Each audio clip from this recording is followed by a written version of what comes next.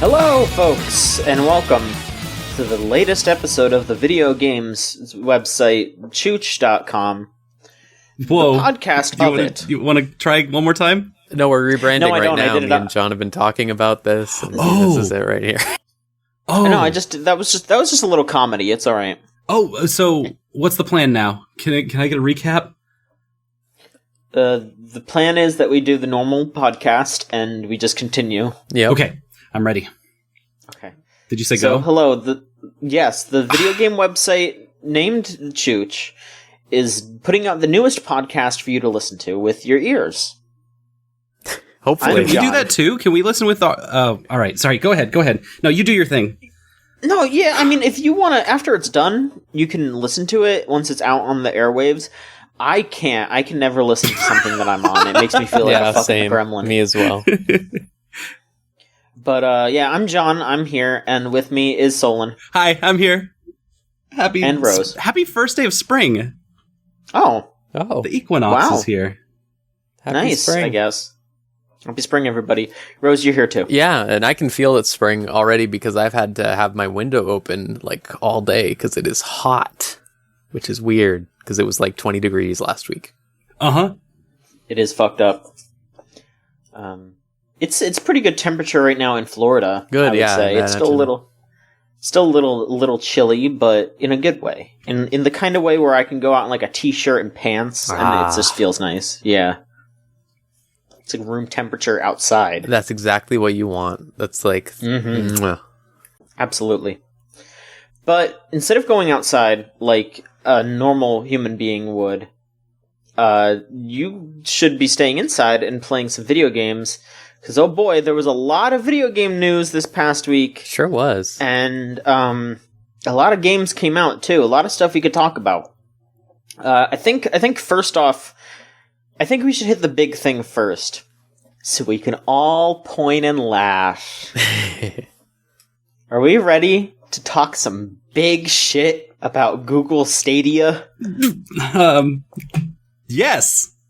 What is this hesitance? Is that hesitance? There's like...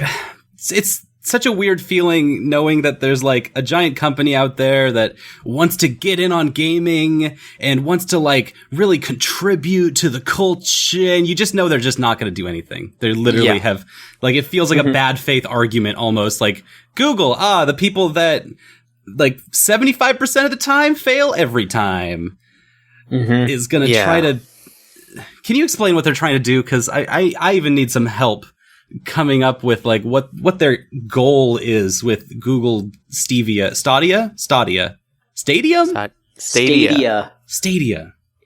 supposed to sound like stadium. I don't know why, but it does. Oh. It's incredibly stupid. It doesn't sound like anything. It sounds like a fucking idiot's gamble, which is exactly what they're doing. Like, how do you fuck that up when like all the three other stations have well, yeah, kind of. All the three other consoles have amazing names. Like, you got the fucking Xbox. It's a box with an X on it. Perfect. And then you got the GameCube. It's a cube that's a gaming, you know? And then you got the PlayStation. And that's a station where you play. Like, these names are great. Like, all of those explain what you're purchasing. Yeah, exactly. You go out and buy an Xbox, it has the X on the box, so you know you're getting the right thing. Yeah.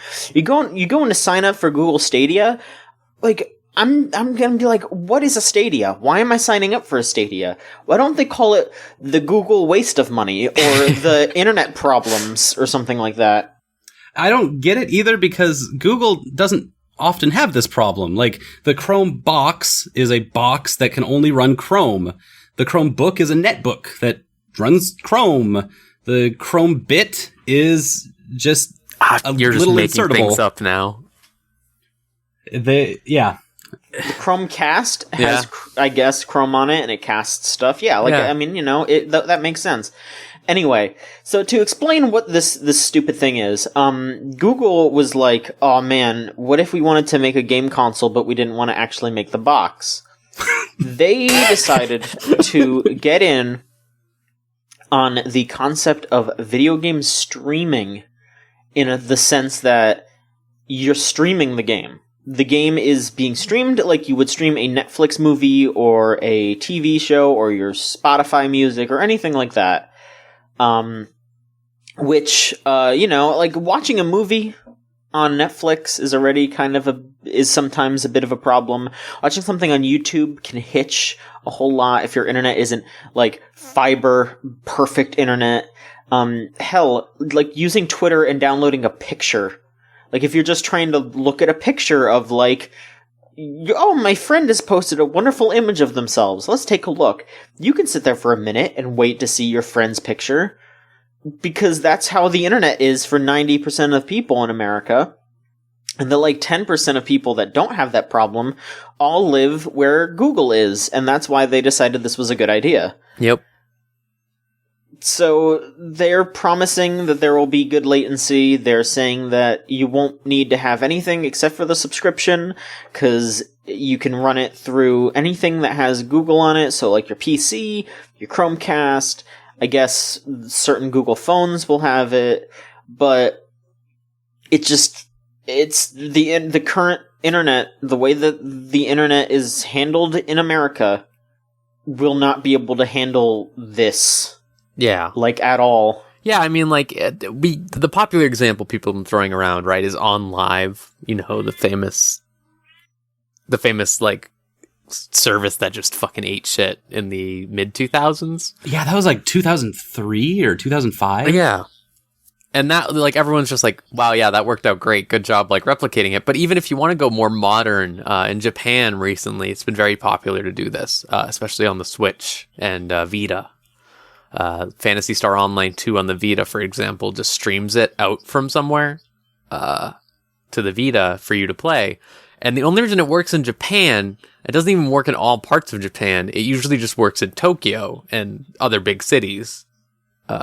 Because, like, latency is a big problem with games. Mm-hmm. And the idea that, like, especially the concept that they were operating off of like pretty high latency games, I guess, like Assassin's Creed and what was the other one? It was they announced Doom Eternal for Doom this Eternal, thing. Yeah, and it's like, man, what? Like Digital Foundry did some tests already on it, and it seemed really rough. Like it seemed like you're just going to be dropping frames all over the place.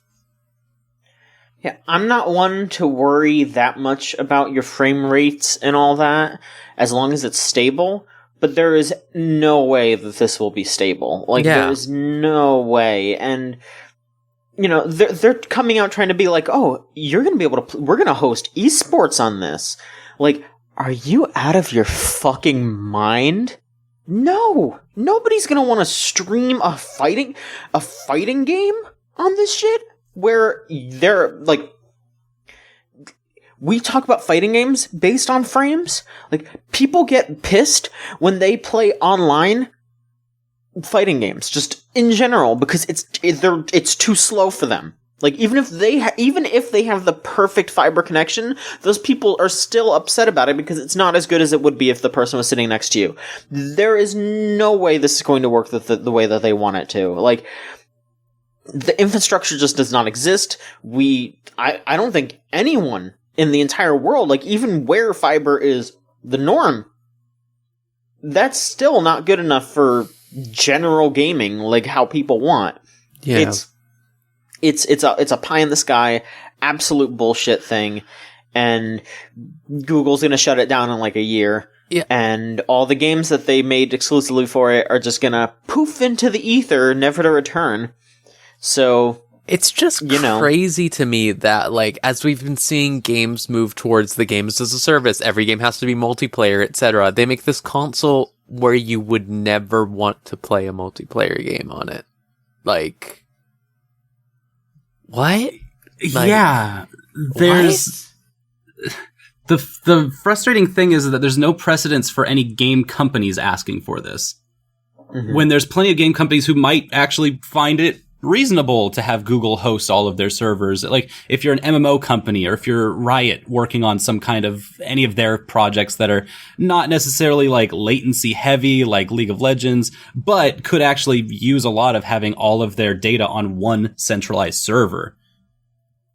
And then there's also, that also brings me to the data problem. That is, everyone's going to put their video game data into Google. Like, game companies are going to be fine with having all of their player data go through Google. I don't know if that's going to work. No, it's not great.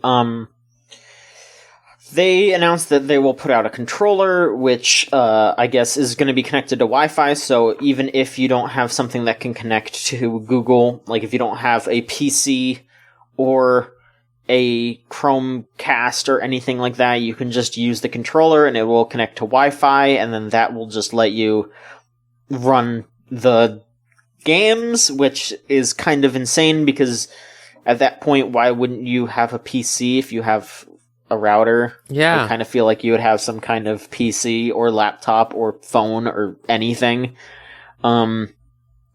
It seems like a mess. The presentation was absolute dog shit too. They brought fucking MatPat on because they were trying to talk up.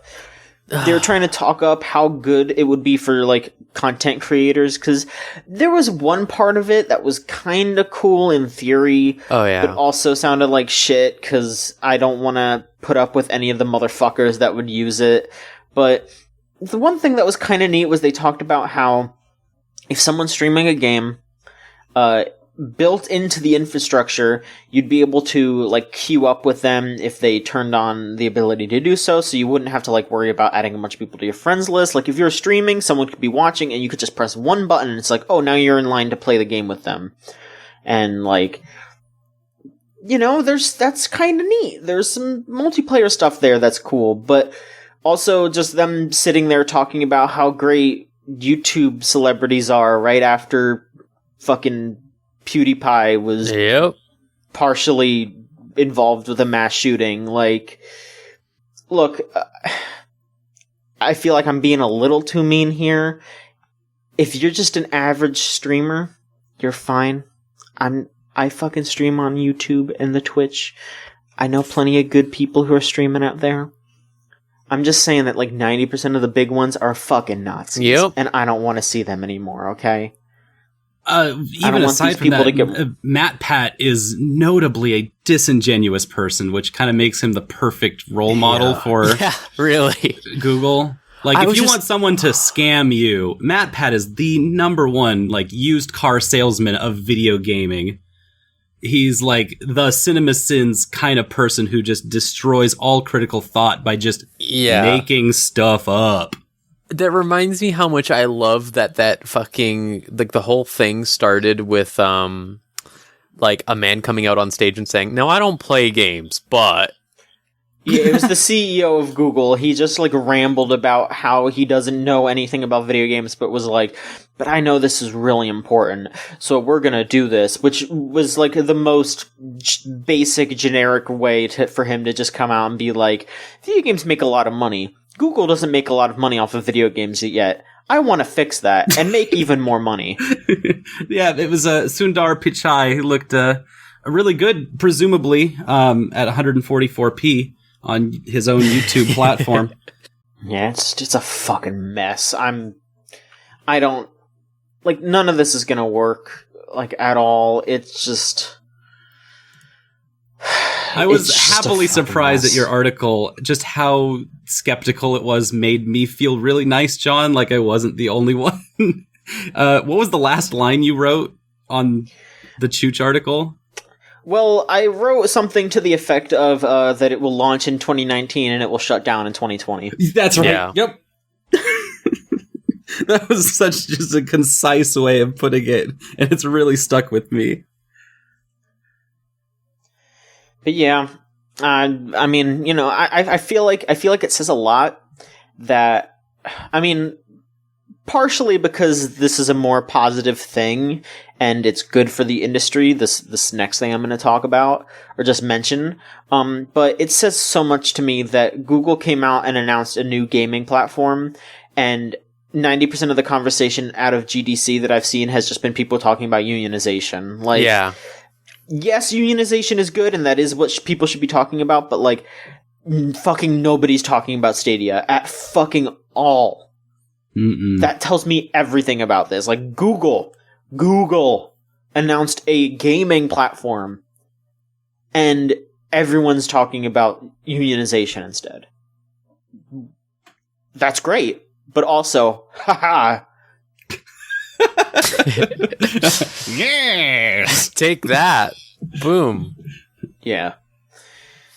So I guess we'll see. After all this shit talk, Google, if you hear this, because you probably can, I probably have something hooked up that lets you hear me. You know, that's how it fucking is these days. If you hear this, send me the controller for free, and you could try to prove me wrong. If I like it, I'll say it. If I don't like it, which I probably won't, I'll just flush it down the toilet. The fucking D-pad, man. That fucking D-pad. It looks like shit. Did you see they put the Konami code on the back of it for no reason? They sure did.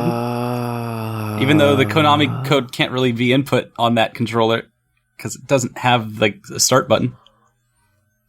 Don't you mean really the smart. options button? Or whatever it is on like every controller now? Yeah. Really smart. Really smart stuff. Really smart stuff.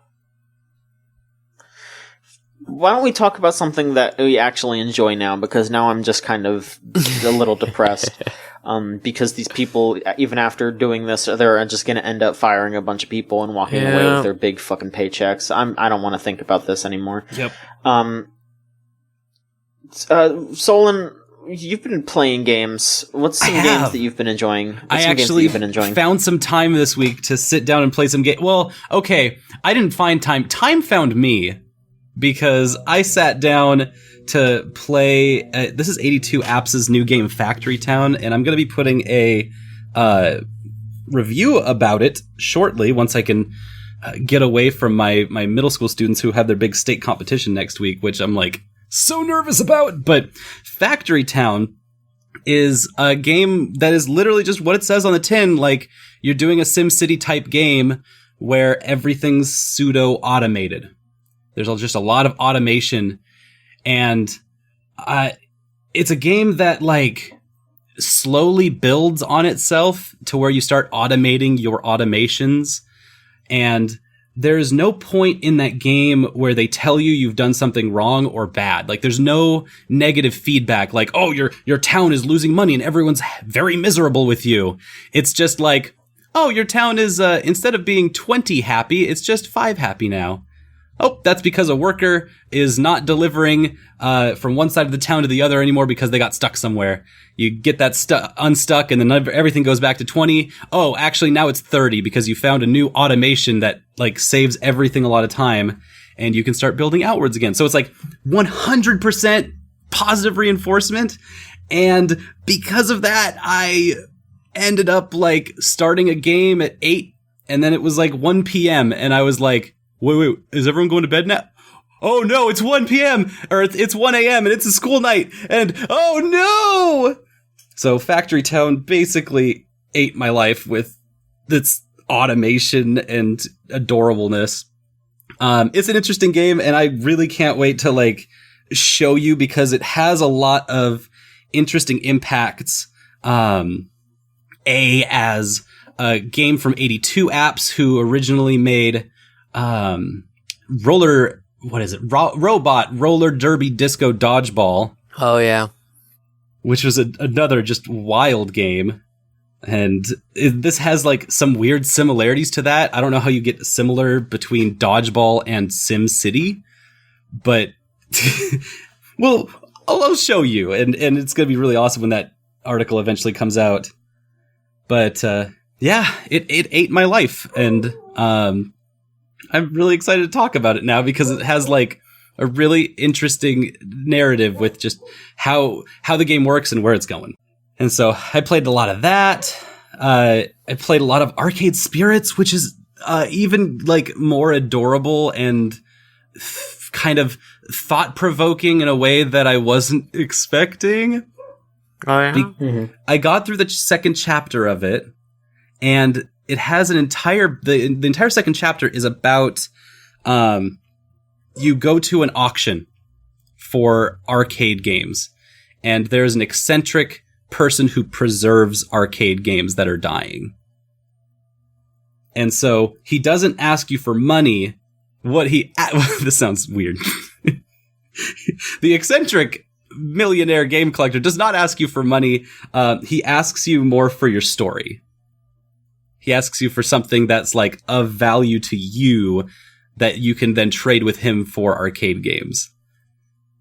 And so there's this whole wacky set of hijinks where you find cats in the like broken down arcade cabinet, and you're like, oh no, we gotta give these cats a home. Like, we gotta help kittens now. This isn't about games anymore, by the way. This is now about kittens and a kitten rescue operation, and like the main character absolutely loses the plot for like 30 seconds, and it's delightful. And then ghosts happen. And then the arcade gets haunted by ghosts. Normal. Yeah. There's a lot of 80s references, but not all of them are necessarily arcade references. Like, there's some really references that I find really interesting to Donna Summers and Michael Jackson, and there's some arcade stuff. The game gets haunted and turns into Polybius. Oh, I love creepypasta. Yeah, bringing it to me, yeah. And it went to a place, and I was just, it was a very satisfying chapter. And so, those are basically the two games that I played this week for myself. And they were awesome. They were both just like really interesting and fun and different than I could have ever imagined. Okay. That's good. I'm glad to hear that you're having a good time with all that. Yep. More fun than playing the Google Studio. What if you played it at a really low latency on the Google Stadia and it was just really slow and shuddery? Look, if I could play a dating sim at a low latency, that would be incredible. I mean, that's probably one of the only games that you could play well on that, yeah. I mean, like, people were saying, like, wow, like, maybe it's possible this could become the JRPG console that everyone's like, because turn-based as games. if Google would do anything with fucking JRPGs. You're right, yeah. Anyway, Solon, is there any other small things you wanted to touch on real quick? Oh, sure. There were a couple other games that I kind of got to sneak little peeks at from everyone else playing, from live streams. My roommates have been playing a bunch of little games.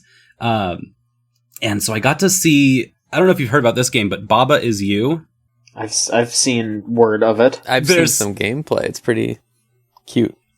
There's a lot of like little tiny things that you might have seen, but not necessarily recognize that it was like jokes or references from this game, Baba Is You. And it's just this really cute Sokoban game. It's a block pushing, top down kind of game, very old school feeling, but instead of having puzzles where you like push a block into a hole and then the next level you just push another block into a hole, it's you're pushing around the rules of the game itself. And so you push a block that says Baba, because, you know, you're Baba, that's you. You're using Baba to push this block, and then you push it off of Is You. And so now Baba is no longer you. You are now something else, perhaps. Like, the rule can change based on what movements you make to push blocks around. So you can change Baba Is You to say Rock Is You. And now the only movable character in the game is rocks. Huh. Or you can push a block that says, like, Baba is win. And now Baba is the winning token, and you've got to get rock to Baba instead of getting the rock to, like, the flag that is the end zone. And so you basically change the rules of the Sokoban block pushing world to reflect what you can actually do. And so every level ends up having like 3 or 4 different solutions, and it has a really nice way of like kind of teaching you how to play itself while also giving you options. So like if you get stuck on a puzzle, there's usually 1 or 2 others that are open. So you can go to those, leave that puzzle behind, maybe go to sleep, and then the moment you come back, you're like, oh, that's how this works. Oh, okay, cool. And so that was a really cool game. Skull on the Chooch chat on our Discord back channel made a really concise point that it basically like teaches you how to program itself in a way. And so I got really excited about that. And so I'm probably going to be playing that for Sundays with Solon. All right, cool. It's going to be a really cute one. The other one, I got to look just a teeny tiny bit over yesterday and today at Chocobo Mystery Dungeon just came out. Everybody? Everybody! The All subtitle. It's Chocobo Mystery Dungeon, Everybody! That is the full title. Everybody. Do. Okay. And it's a mystery dungeon game, except it's super cute, and also your Chocobo only talks in squeaks. Hell yeah. Oh.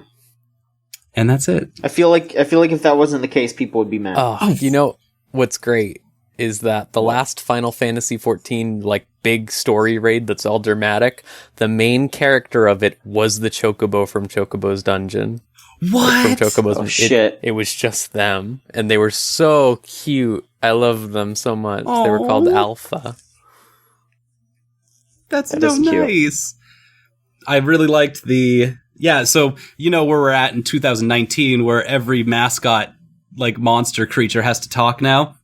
Well, the selling point, Chocobo doesn't talk. So Legos talk. Yep. But Chocobo's still keeping it firm out there. Legos staying strong. Talk. Yeah, Pikachu sold out, and Chocobo's out here representing the mascots. Yeah, God, Pikachu did talk. And I'm not just talking about Detective Pikachu. I don't know where. I don't know if yeah, I don't know if that's like indicative of where my mind is, but I just thought of that like Pokemon movie where it was just like a woman's voice just being like, "I love you, Ash," for no reason. Right. And it sucked I think shit. about that tweet every fucking day. This little audience going, "What? No!" Like it's like a movie theater. It's fucking great. But thank you, Solon, for the updates. Rose. Hi. Yeah. You seem to have been pretty busy lately. What's up with you? All right. So I'll do this. Let's do this chronologically. How about that? Sure. So at the beginning of this week, I decided to homebrew my 3DS. Whoa. Again, because I did ages ago. That DS died. And plus, I mean, I have a 2DS now, one of the new ones, and that needs micro SDs instead. Anyways, that's besides the point. So I homebrewed it. The process is now easy. You can just do it on any of them. I was thinking of homebrewing my Wii U next, honestly. Oh, that sounds so cool. Because, like, what's the fucking point? Like, I don't have to be afraid of anything on the Wii U. Or the 3DS, really. But yeah, so that process was, like, pretty easy. I have a custom Valhalla theme on my 3DS now. It's beautiful. Oh. That's so appropriate. Yeah, it has, like, it has the bar on the bottom screen, like, just the thing you would always see in the bar, and then the skyline on the top, and it just plays the dun dun dun dun dun. It's great. It's fantastic theme. But it also let me install a bunch of emulators. Which I'm planning on using to play a lot of ROM hacks, mostly, like Pokemon and stuff like that. But I've also been using it to play Castlevania, Aria of Sorrow. Finally, because I've been intending to for a very long time. And everyone is right, that game owns. One of my favorite things about it is how bad the localization is. Everyone talks so fucking good. Like, they'll just be like, there's a soldier man named Hammer who runs a shop, right? And you just go up to him and he's just like, yeah, I just wanted to set up a shop here. And Soma's like, a shop? And he goes, yes, a shop. I sell things. And Soma's like, that's wild. But hey, it's business, or something like that. And then, like, he goes back to the entrance where Soma's girlfriend is hiding. Soma's the main character. And Soma's girlfriend's hiding at the beginning of the castle. And he just sets up right next to her with all his weapons and, like, military stuff. And she's just like, I'm worried about that man. And he has so many weapons. And Soma's like, he just wanted to set up a store. It's fine. Like, what? It's great. But I haven't played any of the Game Boy Advance Castlevanias or the DS Castlevanias. Here's a list of the Castlevanias I've played. All of the old ones, like Rondo of Blood 4, 3, 2, 1, and then Lords of Shadow 1 and 2, because I'm the only person on Earth who likes them. Though I will admit it is somewhat ironic appreciation. So it's really interesting to see this era of Castlevania, which I feel like people say is probably the best one. To see Castlevania like working at its fullest. Yeah, like the peak of Castlevania right there. Because like I've always loved Symphony of the Night, but it's cool to see like, oh, this is a game that came out after Symphony of the Night. Here's how they played with that format again and stuff like that, and seeing them try a bunch of stuff. It's really neat. And it looks really good. It's weird to say that, I guess, but there's something I really like about GBA sprite palettes and stuff like that. Like, it just looks really, really good. Oh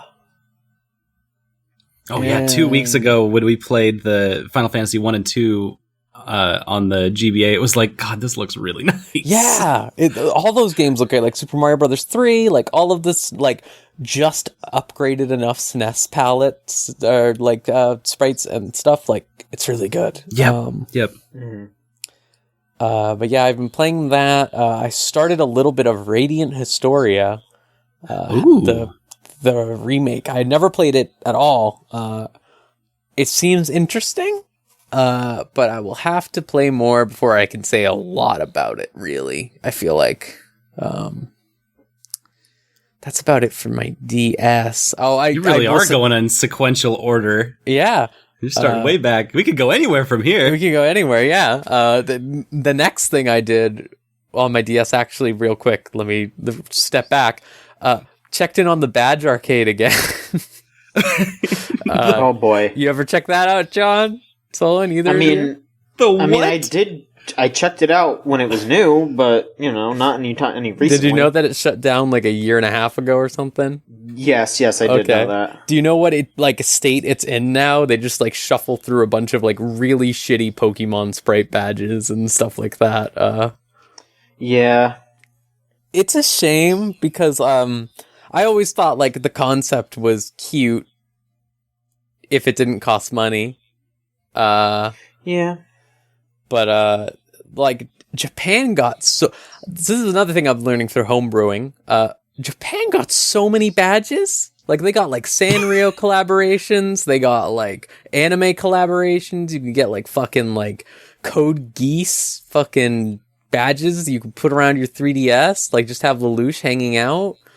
And like Code Geass. Yeah, Code Geass. Gay. I usually call it Code Gay Ass, but everyone, I don't know if people would take that the wrong way.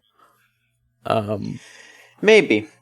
So yeah, like they just got a ton of stuff, and you can just download that shit now on like the same app as the themes. Like just download some fucking badges, I guess. I don't know. Weird. Fair enough. That's so weird. There's a lot of those 3DS games that like. Nobody really got to interact with, but they were there. Yeah, no. That's another thing I've learned is like part of the process for me homebrewing was installing Japanese Flipnote for the DSi. Which I didn't even know there was a Flipnote for the DSi. And it just made me remember Flipnote and how they just killed it instantly. Yeah. And then also, the worst thing about the 3DS to me right now in 2019 is the giant Miiverse button that they added when the Wii U came out to the 3DS. That does nothing. It does nothing. It just sits there. Yeah, they never removed it. Yep.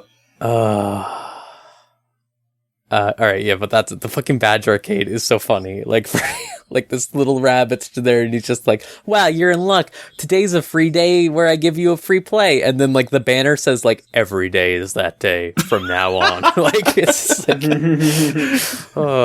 there's something really grim about the way Nintendo's decided to like characterize their horrible money racketeering like entities, like the Rusty dog being like, "Oh, I got a divorce and I don't have any money. If only I had more money, play my baseball games." Like, that was fucked up. And then this bunny's just stuck here in hell forever, I guess. Like, It's really grim.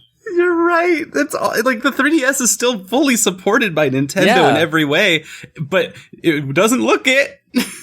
And this is like a weird special kind of hell to me because it's like, so they closed it, right? Like they're not going to add any more new badges or anything like that. Yeah. But you can still access it and see the rabbit, and that's scary to me. Like that's really, there's like, it would be one thing if like, that rabbit disappeared one day, right? Like, oh yeah, one day you can't just access the app anymore and you just go, yeah, I remember the days with the rabbit, but it's like, no, the rabbit's still there. He's just never going to get to do anything ever again. And that's just, there's something morbid about that to me. I don't know. No, he gets to do something. He's an assist trophy in Smash Bros. Now. Oh, that's right. Oh, you've served long enough to get that. Great. Him and Nikki from Swap Note. Even though Nikki, you can't do swap, you can't really do Swap Note anymore because they banned it because people were sending each other too many dicks. Yeah, that's true. When you're here, you're here for life. Everyone is drawing porn of Nikki and then sending it back and forth to each other, and that's Nintendo was like, well, we've had enough of this. Something tells me some people didn't get enough of it, and they're just a little grumpy about it. What? John? I'm sorry. No, nothing. Other video games, not related to this. I'm a fucking grown-ass man who can do what he wants, alright? Yeah, okay, yeah. Relax. If you want to swap a note, you can swap a note. Yeah, you want to flip that note too? Hey, go for it, bud. Alright, anyway, what else have you been playing? So, then a vast majority of this week, and you as well, John, I've spent playing Grand Blue Fantasy. Which is a game I have been playing for many years, I will say, but very casually, and I've kind of been going a little harder than usual recently. What's been making you go harder than usual? So, there's this thing that Grand Blue does on the anniversary where they have this event going on, and it's been this like sequential story, and it's about... It's gay. It's really gay. That's what I'm going to say. It's just really gay. And it's about this character I really like named Sandalphon, who's like the Shadow the Hedgehog of Grand Blue.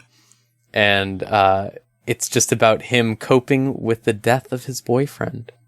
Aww. But it's really, really good. It's really, really good. So that's why I came back to do that. This was the finale to that arc. And it was really good. And it reminded me just how good Grand Blue is about LGBT representation. Did he find a conclusion that was satisfying? It was beautiful. Oh, yeah, it was really good. I'm glad you enjoyed it. Yeah, it's just like, other than that, like they even ran an event with Cagliostro recently in Grand Blue as well. And Cagliostro reminded me, oh yeah, they just have a trans character in this game. Like, not even subtext. She just is. Like, she's, like, introduced and then, like, someone misgenders her and she's like, haha, wouldn't it be funny if I blew you up and then you died? That would be funny. And they're like, okay, we won't do it again.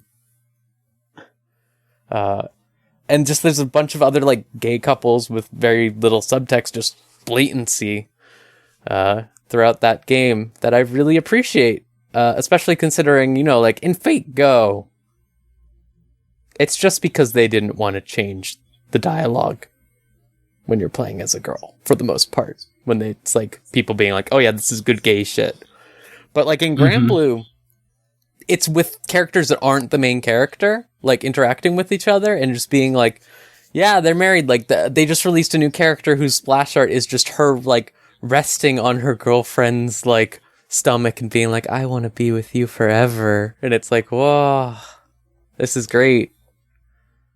I mean, there is some like better things with the translation in regards to the player character, even in the sense that like you can switch the player character's gender at any time between male and female, and the game like actually keeps up with it really well. And you can even like, I'm not 100% sure how it works because I'm dumb and I can't keep up with this shit, but like during Valentine's Day, there's even ways to, like, not switch how the characters would react to you. So you can switch to the girl, but, like, keep it so they will react to you in a, like, non-friendly way, you know? Like, you can, like, it's a little obtuse with how they word it, but it's still like, oh yeah, you can be female, you can use the she, her pronouns, and the girls will be into you giving them chocolates. Yeah, like, it's great.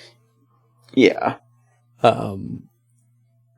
Yeah, it's something that I've really appreciated about that game. And, like, I know we always talk about it, John, but, like, yes, how Japan has always been, I would say, not necessarily falsely maligned, because there is a lot of problems in Japanese society, but just as much as there is in American society with regards to LGBT stuff. Like, it's really great to see such blatant representation so pervasive, I guess, if you know what I mean. Like, it's not just like the big problem is just how people talk about it, you know? Like, you talk about America, you talk about how the government and how a lot of religious sectors are shitty to gay people, and, you know, there's parts of both of those things that aren't, and there's a good portion of America that isn't shitty to LGBTQ people, and it's like, you just kind of have to watch how you word it, because, like, so many people are just like, oh, all of Japan is homophobic, so of course they're going to act like this. And it's like, no, there's plenty of people in Japan,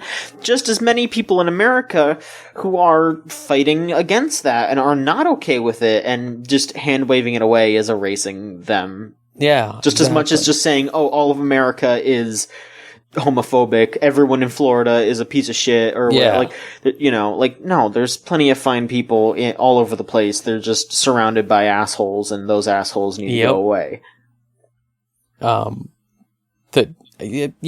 been appreciating just playing a game like this, where it's not just like, you know, in Mass Effect, they let you be gay, I guess, with some of your cohorts, but, like, the most you'll get for, like, a trans character, for example, is an NPC you'll talk to once. Like, and even then they'll be like, oh boy, hi, Commander Shepard. You know, my name is Tara, but I used to be Terry. Isn't that fucking crazy? Well, exactly. Bye. And then, like, with Cagliostro, it's just like, oh, this is a party member who's going to do a ton of damage for you, and, like, actually be on your team and accomplish stuff, and actually have their own story to go along with it that is handled with, like, a degree of, like, seriousness. And it's like, wow, don't get that much in, like, unless it's, like, a game all about that, you know? Like, whereas, like, this is its own thing. I'm curious. I know we've had a couple problems just with, like, navigating menus and stuff, but what do you think of Grand Blue, John? Christ all fucking mighty. Yeah, I'm just gonna touch upon that real quick, because, oh my god, it felt like doing brain surgery or something. Like, I was trying to join your crew, which I'm still not even really sure what that does, but I tried to join your crew, and you were like, okay, I invited you. And then I went to the crew page, and I was just sitting there, and I was like, where's the invite? There's, like, two options, just, like, make your own crew, or search for one.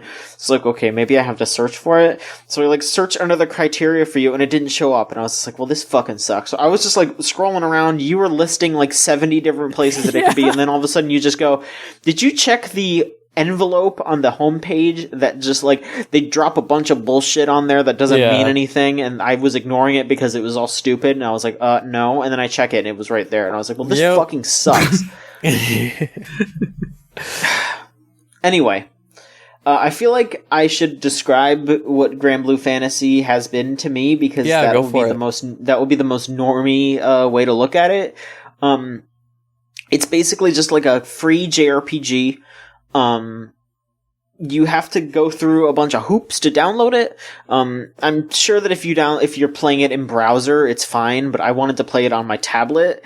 So what I had to do was I had to download an APK for a, like, fucking, like, Coup app or something. Yeah, I think that's what it was called. It's basically like an intermediary, so, like, you can access the Japanese Google Play Store or whatever to download it. And so I did that, and then I downloaded it through that, And the crazy thing is it has a full English translation, and it works, like, perfectly fine, like, no problem at all whatsoever. Like, there's no reason for this not to be on English stores, especially with, like, hey, Fate Grand Order makes like $3 billion a year. There's no reason for Granblue, which also makes around that much money, but only in Japan. Like, they could be making so much more money, and they're just not doing it for some reason, and it's really weird. And, like, they acknowledge that there is a non-Japanese fan base. Like, they're bringing out those spin-off games. Like, they're bringing off the fighting game and the character action game. Like, they're bringing them out over here. They're like at anime expos and shit like that, but it's not officially available for some. It's bizarre. Yeah, it like you can no sense. open it in Chrome on your phone and it works, or like on like a thing or whatever. But yeah, like the idea that you can't download the app is so bizarre. Wow, yeah, it's weird. That's it's so weird. like old school, like the kind of hoops that you would jump through in like 2004 or something. Well, this game is 5 years old, which in gacha games makes you like ancient. You're decrepit now. Like, Yeah, this is like the grandpa. yeah. So it's Gay Japanese grandpa brain surgery game. Got it. yeah. It's once you actually get it installed, though, it is a fairly basic JRPG. You're rolling gotchas to get your party members and all that. But the thing with Granblue is that because they're the oldest one and they got in huge trouble for not, from what Rose has told me, they didn't like tell people what the rates were for a bit, or they lied about them. And so they got sued. The game is incredibly generous with the gacha. Like, it's really easy for your daily roll. Like, you start up the game, and a fucking wheel just appears in front of you, and it's like, hey, spin this wheel. There's a chance you might get a gacha roll that is equal to as many as you can get until you get a super rare, and you just do that. Like, I did that yesterday, and I sat there for like 5 minutes just rolling shit until I got a super rare. It was crazy. So no other game would do that. Yeah, so I will say that is not always, but it happens like 3 times a year and it lasts a month. So, like, it may as well be in gacha game terms, like, be all the time. Like, it's crazy. Okay. Still, though. So, yeah, so I don't know these things. I've fine. been playing for like 3 days, so pardon me. But yeah, like, the fact that exists at all, like, Fate would never do something like that. Like, the most they would do is like, oh, hey, do this quest, and if you 100% complete it, which is going to be hard as fuck, you get this character. Like, no, the Granblue is way easier with that. And, there's so many characters and there's so many ways to play the game. Like, it's really easy to just go through it and not have to worry about it at all. Like, that's an amazing system. When I started it up, I asked Rose, like, how do they make money from this? Because this almost seems like it doesn't make sense how it would. And she said, oh, well, if you really want, you can just buy the character that you want. Yeah. So... Oh, yeah, sure. That's the big way that they do it. So it also kind of helps curb... I'm not going to pat them on the fucking back too hard. It's a gacha game. But at the very least, that curbs ever so slightly the addiction angle. Absolutely, where you're not sitting there just flushing thousands of dollars down the drain. Like, if you roll a couple of times and you're not getting your character that you really, really want, you could just buy them. So, yeah, it's, you're spending money on it, but at the same time, it's just like, yeah, I'm not spending $1,000. I'm spending, like, what? I don't know how much they are. Like 30 something. 30? So, yeah. Okay. I mean, that's pretty expensive, but... Look, that's better than hundreds and hundreds. Like, hey, that's like a Fate 10 pull right there, basically. Like, yeah. Ugh. It's, comparatively, it is far less skeevy. Yeah. I don't know. It's fine, though. Like I said, it's a pretty standard JRPG. You're just setting up your characters, you're attacking, you're using magic kind of attacks and stuff like that. You can have summons, which are basically like your Final Fantasy summons, where they'll do special attacks and or do debuffs on your enemies or buffs on you. And, you can have people on your friends list, like add a summon to your list so you can use extra powerful ones and breeze through shit, because that's what I've been doing. I don't know. I mean, I'm only a little bit in. There's a lot of stuff that I don't understand. The menus are a fucking shit show. Absolutely. Like, I'm just digging around and, like, discovering new things, and which is, like, in a weird way kind of cool, but in a shitty way, it's just like, oh, I just discovered I just stumbled upon the way to upgrade my weapons. They should be telling me this, because that seems important. Yeah. I stumbled upon the Love Live event. Yeah. I have 2 packs of Love Live girls just in my game, like 3 of them great. as one character. It's really fucked up. I think I'm using one of the packs as one of my characters right now in my party, just because they have, like, good healing. They're good, yeah. And because it's also very hilarious just seeing how, like, stacked the fucking party gets when they're in there, because it's just like, oh yeah, normally this is 4 characters, now there's like 7.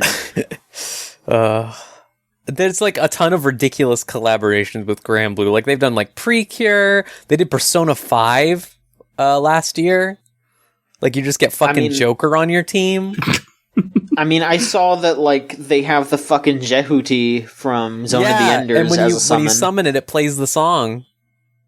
That's just... It changes the song to the Zone of Enders song. I mean, yeah, that's pretty cool. I mean, I'll probably never get it, because I don't know how often they rerun stuff, but... Yeah, I wonder, actually. But yeah, I mean, like, you can always pick it in the list or whatever. Okay. One of my favorite things about that Love Live event is it does the funniest thing where they just did an event for Sunshine, the second Love Live, and in the event, that is the one. Yeah, in the event, they act like there was a Love Live event, like for the first one, but there wasn't. And I think it's really funny, like, oh, this is just like that time those other girls came, and it's like they did. Yeah, that was fucking weird. Like I glanced through it and I was like, oh, was there an event before? And there wasn't. I was like, why are they really saying funny that they appeared before? Yeah, that one was fucked up because, like, they try to throw a concert to heal the people who are in a town who are very depressed. And it's not because they're depressed because of society or whatever, it's because there's a malevolent force. You actually, instead of just throwing a concert, you should have just killed the demon thing from the first place. But, it's fine. Don't worry about it. Also, that one was pretty funny too, because in the Love Live universe, it's basically canon that there are no men. So when you start the event up, because I'm playing as a guy in the game, it pops up and it's just like, you want to switch to a girl, because it's going to be a little weird if you don't. Yeah. It's like, you want the full Love Live experience, you have to be a girl. You can't, like, what are you doing? It's so weird. Yeah, I was just like, alright, I'll do that. I did while I was playing through it, and, they were just like, oh, John, you're so pretty. I'm like, thanks. There are no boy idols? No? Oh, no. Well, they do have... So, actually, a thing that Granblue's really great about is archiving their events recently. I think sometime last year they just started putting, like, where that Love Live event is, the side stories tab or whatever. They just added that, and it just has a ton of the old events that they did in crossover stuff. Like, there's the Tales of collab there. Oh, there's cool. the Idolmaster collabs. So yeah, to work off of that, there's the Idolmaster Side M, which is the male Idolmaster event, and you can just get the boy Idolmasters or whatever for your party. From that, so there you go. So there are boy idols, like in there are boy idol things, but Love Live is like I don't remember who said it last night. It might have been you, Rose, but someone brought up that like they show like bathrooms in the Love Live universe, and it just says like women and more women. Like there's no men's room. Okay, that's men just don't exist. Incredible. It's good. But yeah, I don't know. I mean, I'm just kind of bungling my way through it. I think you told me that I like accidentally rolled 2 of the better characters that were on the thing last time. So a process you can also do in Granblue is you can save up 30 10 pulls, which doesn't take as long as you'd think it would. And it's especially easy with this free rolls going on right now.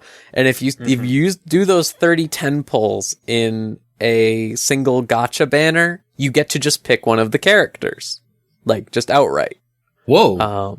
Yeah. So I did that. And so John rolled this character named Alexiel as one of his first rolls, who is one of the best characters in the game, like by far.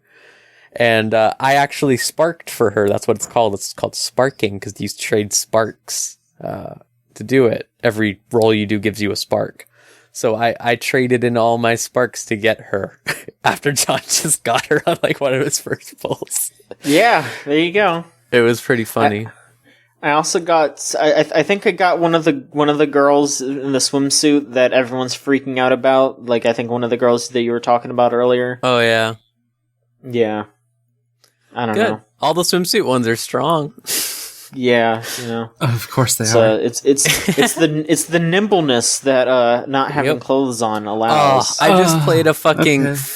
So they have like episodes for all the characters that give them more backstory and stuff.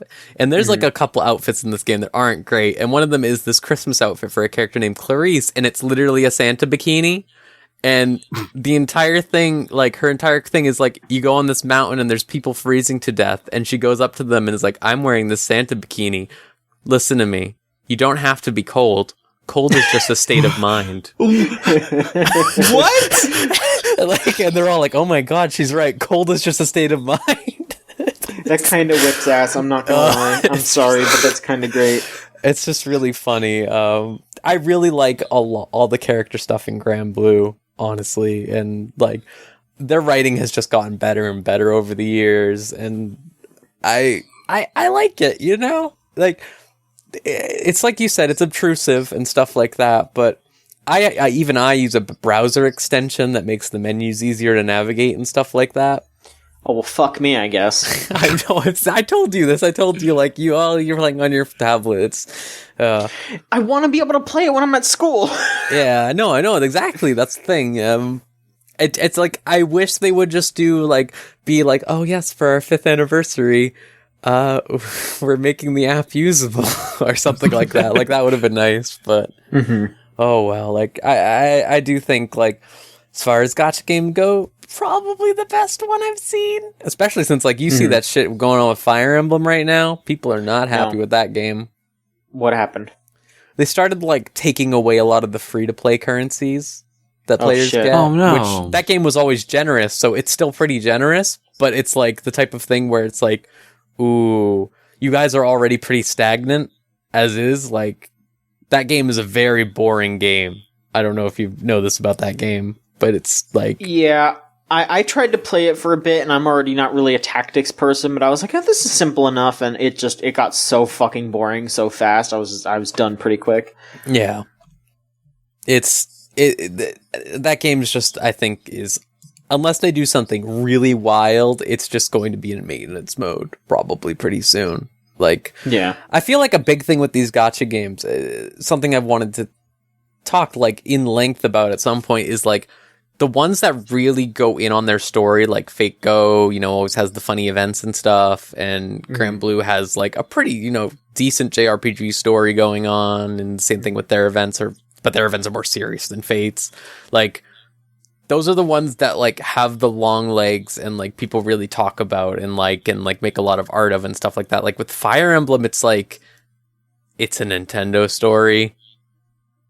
And I mean, I feel like it's even less than a Nintendo story, because I think the thing with Fire Emblem is, like, with Grand Blue and Fate and all that is where the story is. And I feel like for Fire Emblem, they were basically just gunning on people knowing these characters and wanting to just collect them. Yeah.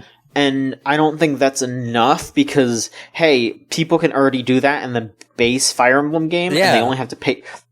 They only have to pay for it once. There's more content, and it plays better. Like, they don't need this game. This game it's just, the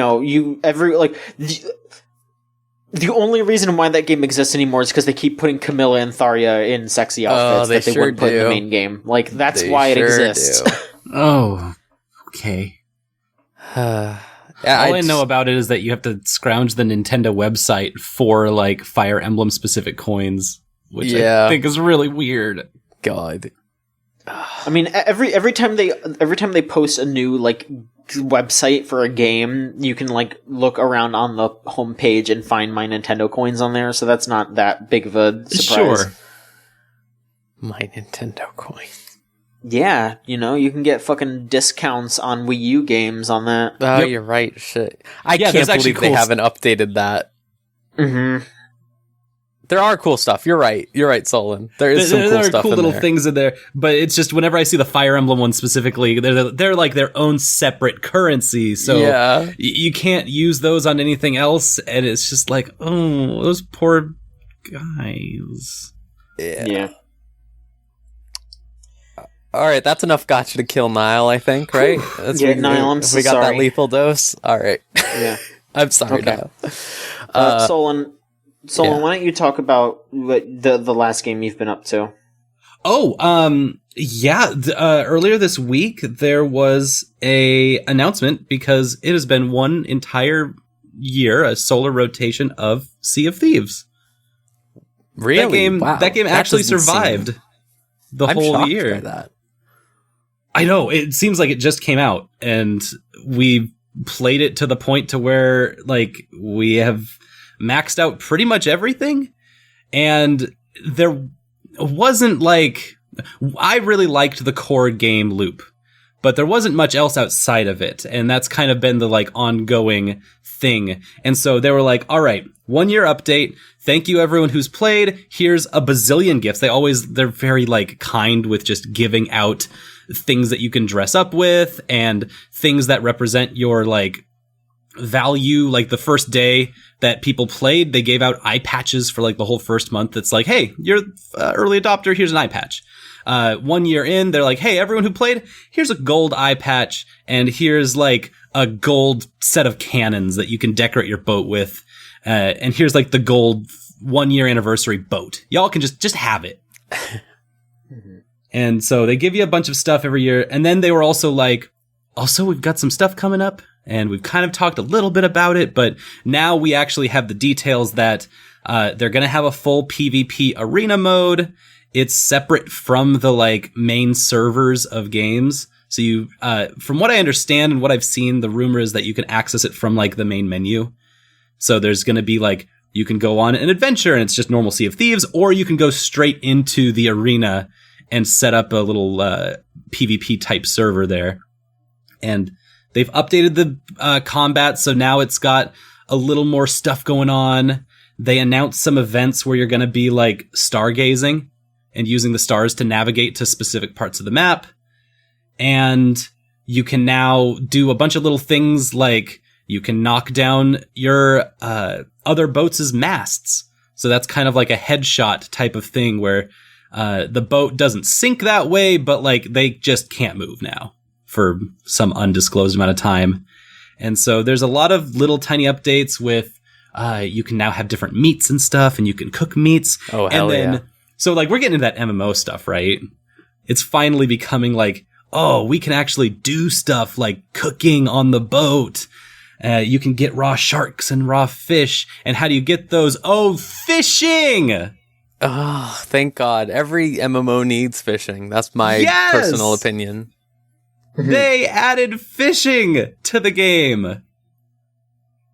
We've been playing on the public test servers because they just updated those too. Like now they have public test servers that you can actually play some of this stuff and help Rare out with demoing it before they just put it live and everything breaks like they did all last year.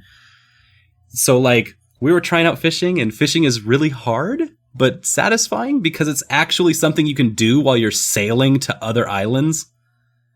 And yeah, there's like actually finally things that you can do while sailing, and that's a really novel thing. It's still, fishing. There's not much else. It's fishing, but like that's super important. That was something that was just like, yes, we are now a real MMO. We feel like it because of this silly little thing it's just fishing. Hell yeah. Oh yeah, go ahead. Oh, I was just gonna ask how people are feeling about Sea of Thieves these days, because I remember it being sort of mixed when it came out, right? Like, I feel like a bunch of people were just like, either they absolutely hated it, or they loved it and wished there was more. Yes, that is the kind of feeling, the sentiment that's been following it. And it's something that always has kind of followed it up until recently, where they've really codified themselves as a fun role-playing type of MMO. People have finally been like, you know what? I'm not going to use this to, like, necessarily grind up to the pirate legend status, which is, like, the ultimate thing. But I'm going to mainly use this as a way to role-play. I'm going to be a pirate. And so for some people, that means PvP. That means, like, fighting other players and just kind of generally being a dick. But for other folks, that means using all of the myriad systems in the game that let you be a pirate, doing dress up, doing drinking games, like just getting drunk and having the drunk status on you and doing stuff with that, running your boats into things and fighting sharks and stuff that don't necessarily have like inherent value to some kind of internal game system, but like they're fun to do because they're just inherently fun to do. And in that vein, they added a bunch of raid type stuff. So over the year, they've had ghost ships that you can fight and giant megalodon sharks that you can fight. And they've expanded the raid, the Skull Fort raid, where there's just more Skull Forts available at any given time, and expanded the landmass, the like areas that you can go to, and different kinds of little role-playing type quests that you can go on.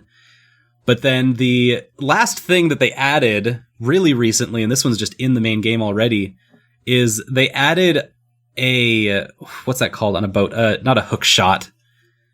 It's a harpoon gun. Oh yeah.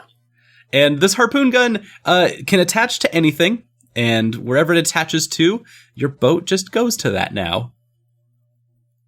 And so you can harpoon other boats, or you can harpoon the island and just like throw someone else's boat onto the it'll stick to like that spot like a grappling hook, and then it'll just start like lifting your boat out of the water like a cartoon. That's pretty good. And my roommate managed to avoid a dicey situation by just full blast going past a rock and using the harpoon to do a tight turn. Ooh. Slingshot them the opposite direction. And That's just good as hell. Waved goodbye. Goodbye, assholes. That's really good. So, yeah, there's a lot of fun things to find. The most interesting part about the community aspect, like you were talking about, Rose, is that there's just always kind of going to be like a little chip on their shoulder where they're like, is our game popular? Do people like it? Uh-huh. I'm a Sea of Thieves-ite. I'm a pirate. Or do other people want to be pirates? And the answer is always kind of like, sure. Why not? I've got a name ready. Here you go. Yeah. Sieves. Yeah, because the player base is just falling through a sieve. No, it's a cool space to be in right now, at least. And I think that even as people like jump on and jump off, things get patched, the weapons got nerfed, and so all the PvP people were like, oh, this is just some PvE game. I can't kill other players anymore. And like they're like, oh, we're leaving. And it's like, they never leave. We just... It kind of has stayed very similarly sized through the entire year. And so it's just kind of always been a fun, busy place. And I think it's going to be for at least another year or two. All right. Yeah. Thank you so much for the Sea of Thieves update. Always. Mm-hmm. Got some other quick updates to run by you, though. All right. Nintendo had an indie showcase, and there was some really wild shit. Yeah. Let me see here. I'm gonna kind of scroll through this and see what the non-gigantic things were first. Yeah, let's build up to that. Sure. All right. So yeah, there's let's see here, Overland, which is like a collectible, like a survival kind of game, collecting shit, keep staying alive. Lots of procedural survival games is what I noticed. Like, Nintendo made like 4 tweets in a row that were all like, an ever-changing world. Mm-hmm. What? Yeah. Okay. There's that Devolver game, My Friend Pedro, which is that like slow-mo shooter game that I like the idea of the gameplay. I am, 1, worried about how it will actually play in concept, and 2, I am fully ready for that game to be the most eye-rolly motherfucking thing on the world, because it's about a man who is friends with a talking banana, and the banana tells him to kill people, and that's, like, worse than Deadpool. So, I don't know, that game might play well, but I'm probably gonna, if I do ever play it, I'll play it with the sound off.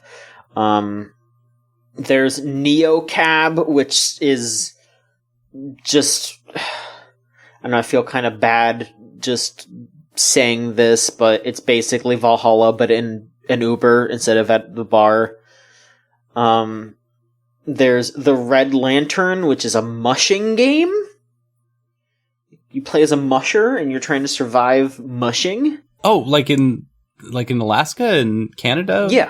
With dogs and stuff? With dogs, yeah. Whoa! There's Darkwood, which is, yes, another one of those, scavenging and all that shit's changing, whatever. Katana Zero, which is a pretty cool looking, like, side-scrolling, pixely action game. That one looks pretty neat. There's Rad, which, that one was really weird. It's like in a post-apocalyptic game, again. But this one is interesting because it is developed by Double Fine, but it is being published by Bandai Namco. Which is just a weird combination. There's Creature in the Well. That one looked pretty cool. It's like a dungeon crawler thing, but with pinball elements. Which I'm really into all these games that are like blank, but with pinball. Like Yoko's Island Express? Yoko. I think it's Yoko. Yoko's Island Express, which is like a Metroidvania, but with pinball. That's fucking cool. That sounds awesome. It is. Like, there's a demo on the Switch. You should definitely try it. Blood Roots, which I don't know what this is, actually. I'm gonna scrabble through this. It looks like some kind of action game. Okay. Pine, which is another, like, top-down action game kind of deal. I think it's top-down. No, it's like a 3D. You're playing as, like, moose men. Is this like a strategy game? I think it's a strategy game. Okay. Nuclear Throne is on Switch. Sure. Which I'm surprised that it wasn't before, but that's out right now. Then there's also Swim Sanity, which is, I think, it's made by Decoy Games. I thought that was the other Vlambeer game. They did announce another Vlambeer game, but Swim Sanity is like a shmup where you play as like a little fish and you're shooting at shit that's underwater, and that looks neat. Let's see here. They announced that Stranger Things 3, the game is coming out on the Switch, whatever the fuck that is. They surprise launched a new Blaster Master Zero game, which is really cool. Yeah, like that's dope. That first one's really good, and from what I've been hearing from people, it's new one's even better because they made the top-down parts better, which is like basically the big problem with that original game was that like riding around the tank was fun, but once you got out of it, it was a little eh. That's fine. So here are the two big ones that are really fucking crazy. The first one is that Microsoft not only let this happen, but told Studio, I gotta make sure it's, MDHR? Yeah, Studio MDHR told them to put Cuphead on Switch, and they did it. So Cuphead is coming out on Switch. Which is just nuts. It's out now, isn't it? It's just out? No, it's coming out in April, because the thing with it is not only is it coming to Switch, but they're also like working on a patch to make it like have smaller updates and just run better, and you're also going to be able to play as Mug Man in single player, so he's not just player 2. You can play as him just by yourself. But But yeah, that's coming to Switch. That's fucking crazy. That a Microsoft published game is coming to Switch. Like, that seemingly confirms a lot of the stuff that people have been saying. And look, oh, it does. All I'm saying, oh, of course. All I'm saying is it's either Steve or Banjo. That's all I'm gonna say. I live in fear of God. It's either Steve or Banjo. Sorry, I was like thinking like, why is this news? Of course Cuphead's gonna go to Switch. It's a great game for this one. Oh, Microsoft published that game. Yeah, and like I said, like, there have been interviews with the Cuphead developers, and they straight up said, like, oh, we didn't push for this. Microsoft came to us and told us that we should do it. Yeah. So that says a lot, that Microsoft said, hey, put your game on the Switch. It wasn't them saying, can we put this on Switch? It was Microsoft saying, go do it. You should do it. Yeah, because they probably weren't thinking about necessarily doing that at all. Well, they probably were thinking about doing it, but like, they weren't going to go out of their way because, you know, you have to like go and ask Microsoft, and why would they be up for that? Like, yeah, huh. Yeah, that's good for them. And the last thing that was just really fucking crazy was the Crypt of the Necrodancer team is making what seems to be a full sequel to the game. I'm not sure exactly how equivalent it is, but it seems to be a full separate game called Cadence of Hyrule, where you can play as Link or Zelda, and it's set in Hyrule. That's so exciting. That is, like, completely off the fucking walls. I mean, you know, Nintendo let, another company make a Metroid game recently. Like, you know, Platinum worked on Star Fox, but an indie game studio making a Nintendo game using Nintendo characters, that is unprecedented, and that is really, really cool. Are you ready for... Oh, go for it. Are you ready for Kirby to be in Blade Strangers, John? DLC? That is maybe the most random thing that I have seen someone pull up, and I was the one that tweeted that they should let the Garfield Kart team make F-Zero, so, you know. There's a non-zero chance that Danny Baranowski is going to be credited on a Nintendo game. Yeah, that's true. Yeah. Huh. It's legitimately really neat. I'm hoping that this just means that Nintendo's going to be super open to all of this. I mean, the name that everyone is saying, and I hope it's true because, my God, I hope that they do it, is I really hope Yacht Club can make something. Oh my God, I want them to... Like, they just announced that new game, huh? Didn't they? Or they're teasing it? They're teasing a game that they're publishing. They didn't make it. They're helping publish a, like, ninja side-scroller, but that's not their actual next game. I guess they're probably going to wait until they're done with all the Shovel Knight DLC before they announce their next thing. Mm-hmm. Because that does still sound like it's all hands on deck. Like, they still have to finish the King Knight, and then they have the, like, fighting game thing still that they're working on. The thing that was so exciting is that this is going to be a nice, just aesthetically pleasing thing to have, because it's so much like A Link to the Past, when there's also that Zelda remake of Link's Awakening that doesn't look like A Link to the Past. And so, like, all of these things have space for each other in a really cool way.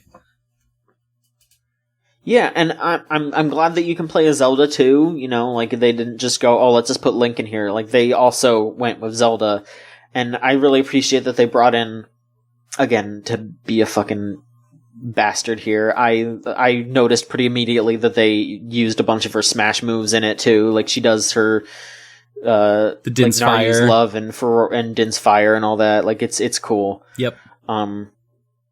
It's neat. It's really, really neat that they're doing something like this. I really look forward to seeing more collabs like this if there are going to be some. I'm glad that Nintendo isn't still being stingy with their IP because of Hotel Mario. You know, like, I'm glad that there's...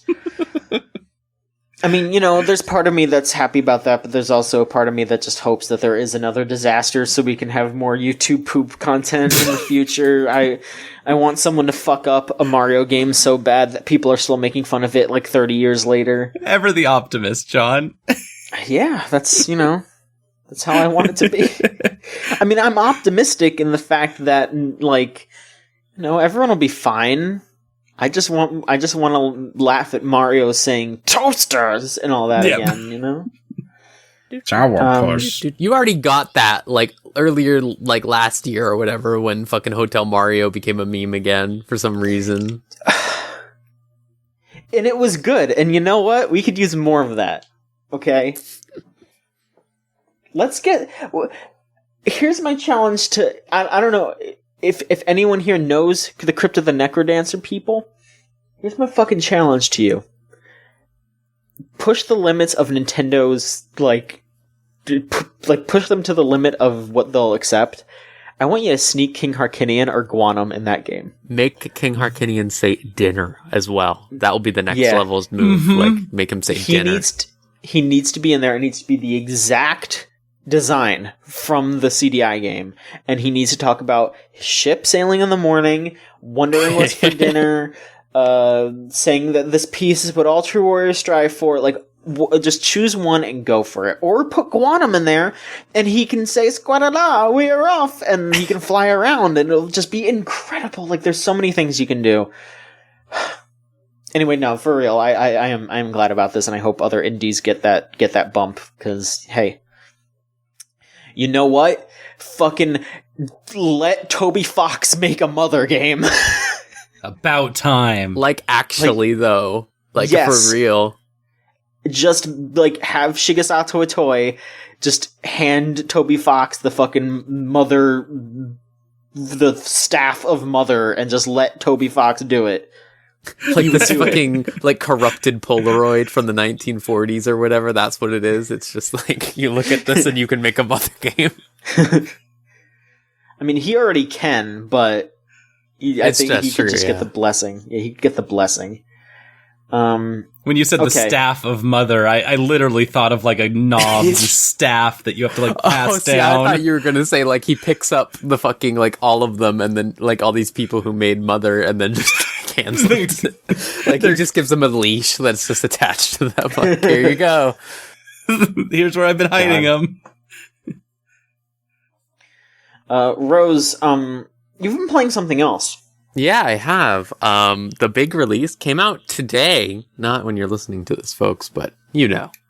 Yes. Sekiro, Shadows Die Twice, the new From Software joint. It's fucking great. I don't have that much to say about it. I only played about 2 hours. But it is fantastic. It's really great to see From Software step outside the fucking Souls room for the first time in like a decade. They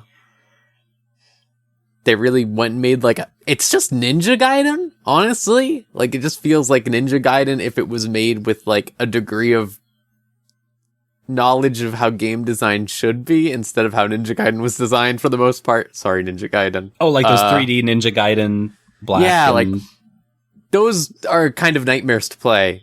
This is not really much of a nightmare to play. It's really cool. It's fun. You're just a ninja going around. You have a prosthetic arm you can use for like grappling hooks and like shooting shurikens and fireworks out of. It's fun. It's just really fast. Every encounter isn't like Dark Souls, you know, where you're like trying to get those slashes in and dodging and stuff like that. Like this is you constantly slamming your sword against another dude's sword until it like he breaks and then you just stab him right through the chest. It's like fantastic. Like every enemy will just die in one of those straight up stabs once you break their posture. The larger, tougher enemies basically make you just do that multiple times. It's really cool. There's like a couple of like situations where they're going to do a big attack and you have to figure out like, oh, do I jump to dodge this attack? Do I dodge to like miss this attack? Do I like just deflect it, just hold my ground and fucking mash it right back at him? Like, what do I do? It's so fucking cool. I'm really excited to play more of it. It's really, like I said, I can't get over how different it is from Dark Souls because even going into this, I was kind of worried because of the Activision connotation to that product, right? Like, you look at, like, these Platinum games that were sponsored by Activision, and, like, Transformers is good, don't get me wrong, but it still has that degree of, like, oh, this is a licensed joint. This isn't necessarily, like, really crazy. They're going the safe way. This doesn't feel like the safe way for, like, From Software making a game in 2019. It really feels like they had this really cool idea of how to make a game, and they went and did it. It's cool to see.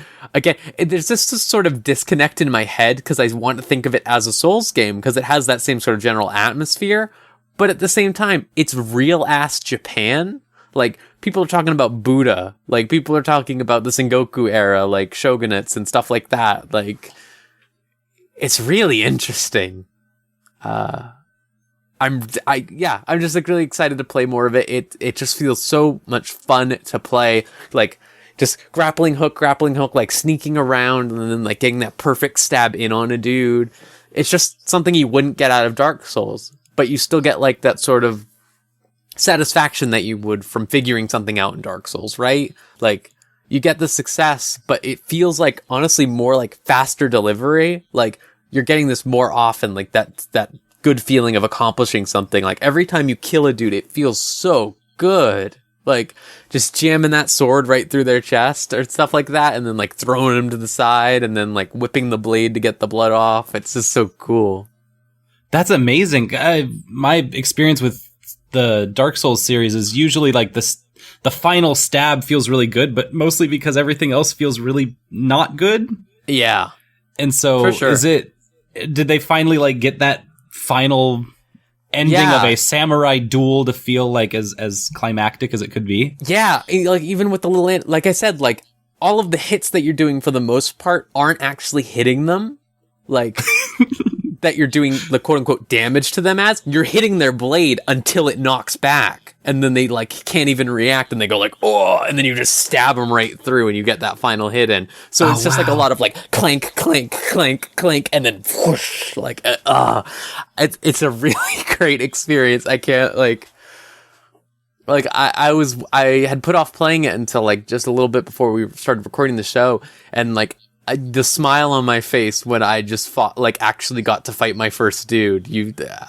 I can't even describe it. It was just so much fun. It's fun. It's just a fun game. That's so cool. Yeah. I'm always for games where it's like, the notion of HP in games is kind of boring to me at a certain level, like in Dark Souls and stuff like that, where you're just hitting a dude until he's dead. Like, it's like, sure. But then, like, in this game where it's, no, you're hitting their stance until they slip up, and then you just kill them, because that's how samurai work, right? Like, that's right. Sick. Oh, that makes so much sense, too. Yeah, exactly. And like you can do stuff like use items to throw ashes in their face and make them go like, like in the middle of a fight and stuff like that. Or like sneaking up on them. Like there's a ton of things that just like, say like wolves, like dogs in From Software games are always tough to fight. Like usually they're like going crazy, you know, like in Dark Souls. But like in this game, they die in one hit. They'll still be like really like crazy, but because they don't have that stance to deal with you just slashing them with a sword, like they're just done. And it's really cool to just be like, oh, this pack of wolves is coming at me, and they like one hits you, but then you just slash, slash, slash, slash, and they all fall. It just feels like it really creates that idea that you are this cool fucking ninja. Like you are really fucking cool. All right, that's enough gushing. Sounds like you're having so much fun. I'm glad you're having a good time with it.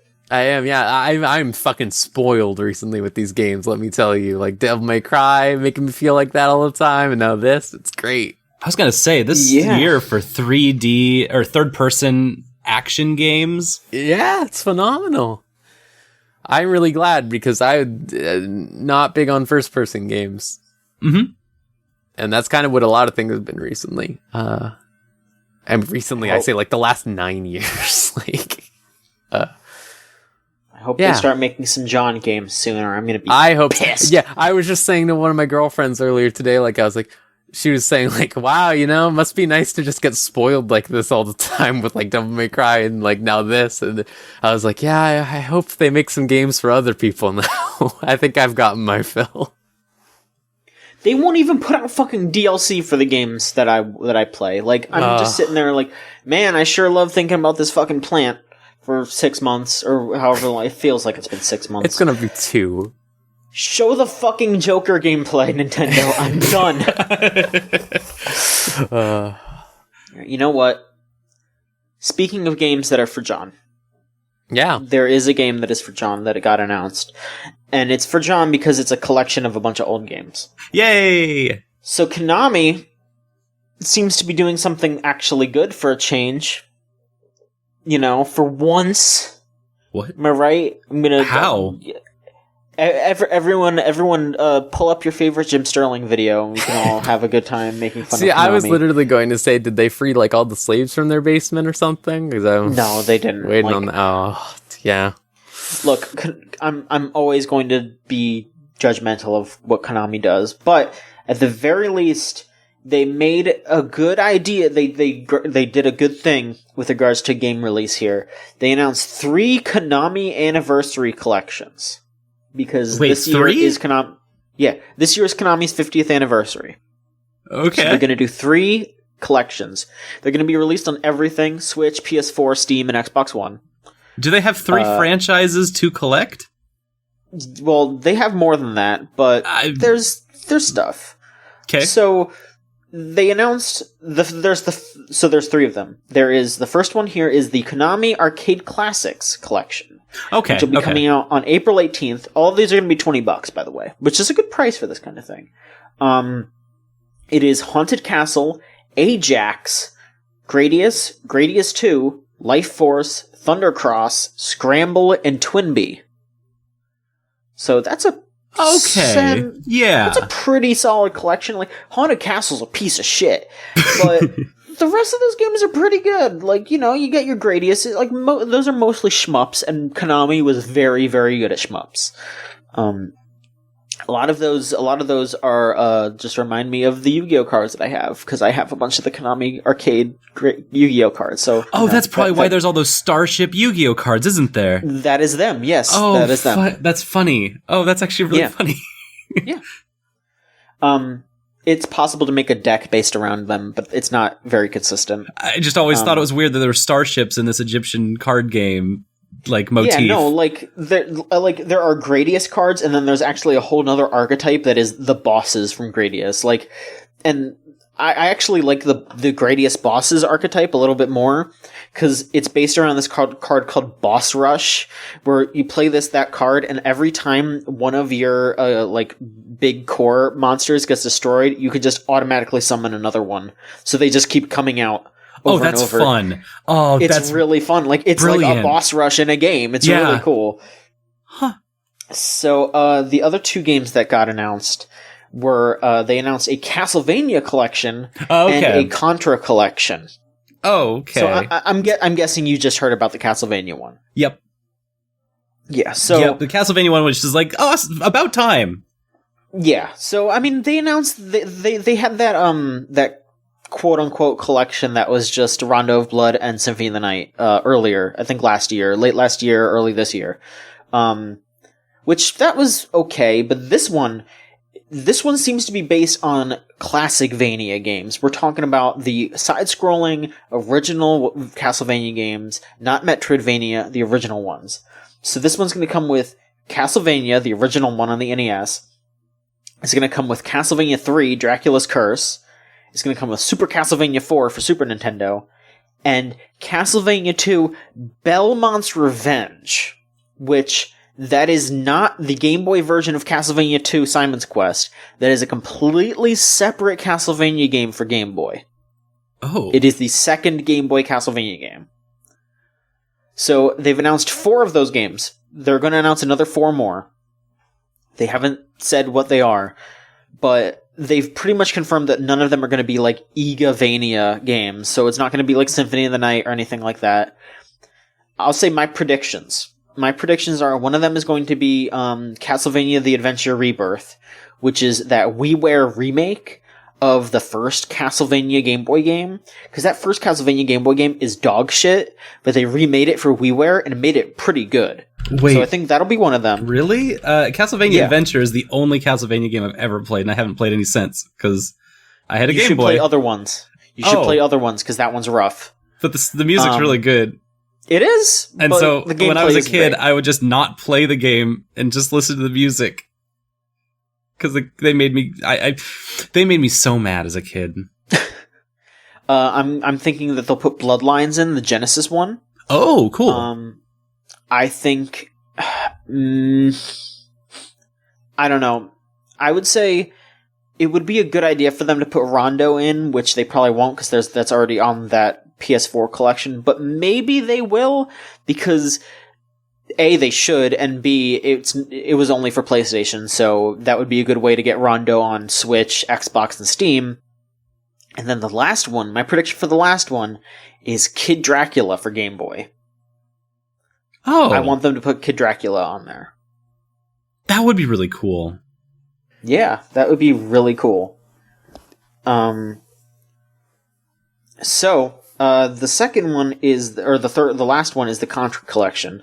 I don't know Contra very well, so I can't really make predictions on this one, but the ones that they've confirmed so far are the arcade version of the original Contra, the arcade version of Super Contra, Super C, which is an NES game, and Contra 3 The Alien Wars for Super Nintendo. So they announced 4, there's another 4. I'm gonna guess that they're gonna put the Rebirth game that they did for Contra 1 on there as well, because they did a Rebirth for Contra, they did one for Gradius, and they did one for Castlevania The Adventure. Gradius and Contra are just like remakes of already good games, so it's kind of interesting that they actually went back and remade a shitty game for the WiiWare game for Castlevania. But no, yeah, that's really neat that they're doing these collections. They're saying that there's also going to be interviews with the development staff, and sketches and design documents in this collection for all of those games, which is really, really cool. And here's the kicker.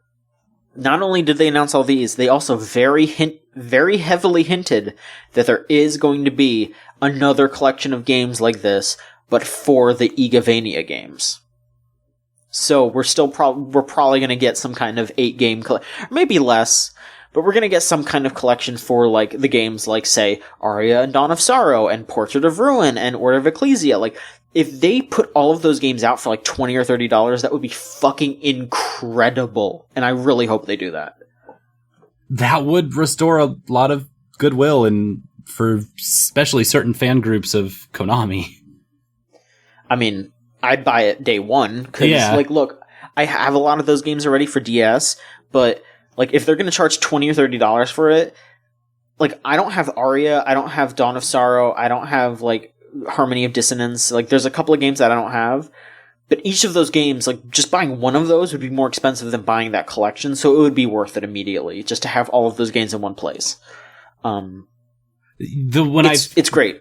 When I heard you talking about this and saying, like, oh, there's going to be 3 different Castlevania or not Castlevania, but 3 different Konami games, I was like, oh, what game are they playing? Because I always feel like Konami's playing some kind of bigger game whenever they make literally anything. And when you said they were each $20, I was like, okay, I can actually like follow this a little easier.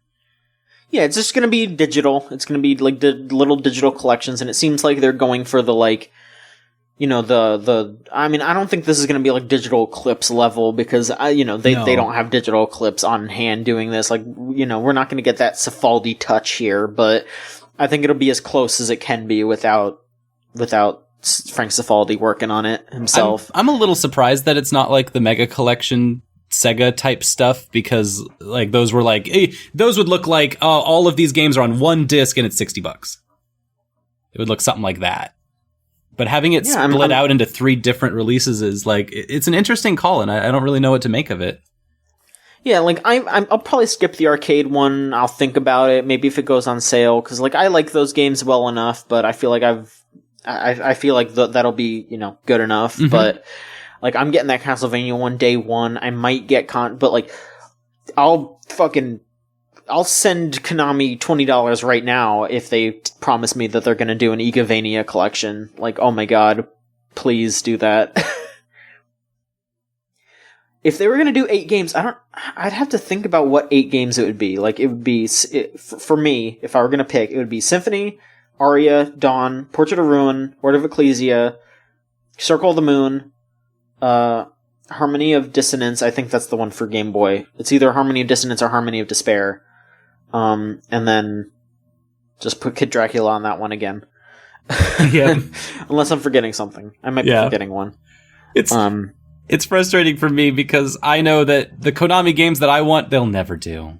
Like, they're never going to do the Metal Gear series. Like, at least they haven't done the Metal Gear series where, like, they're all going to be on PS4 with Metal Gear Solid 4 on PS4.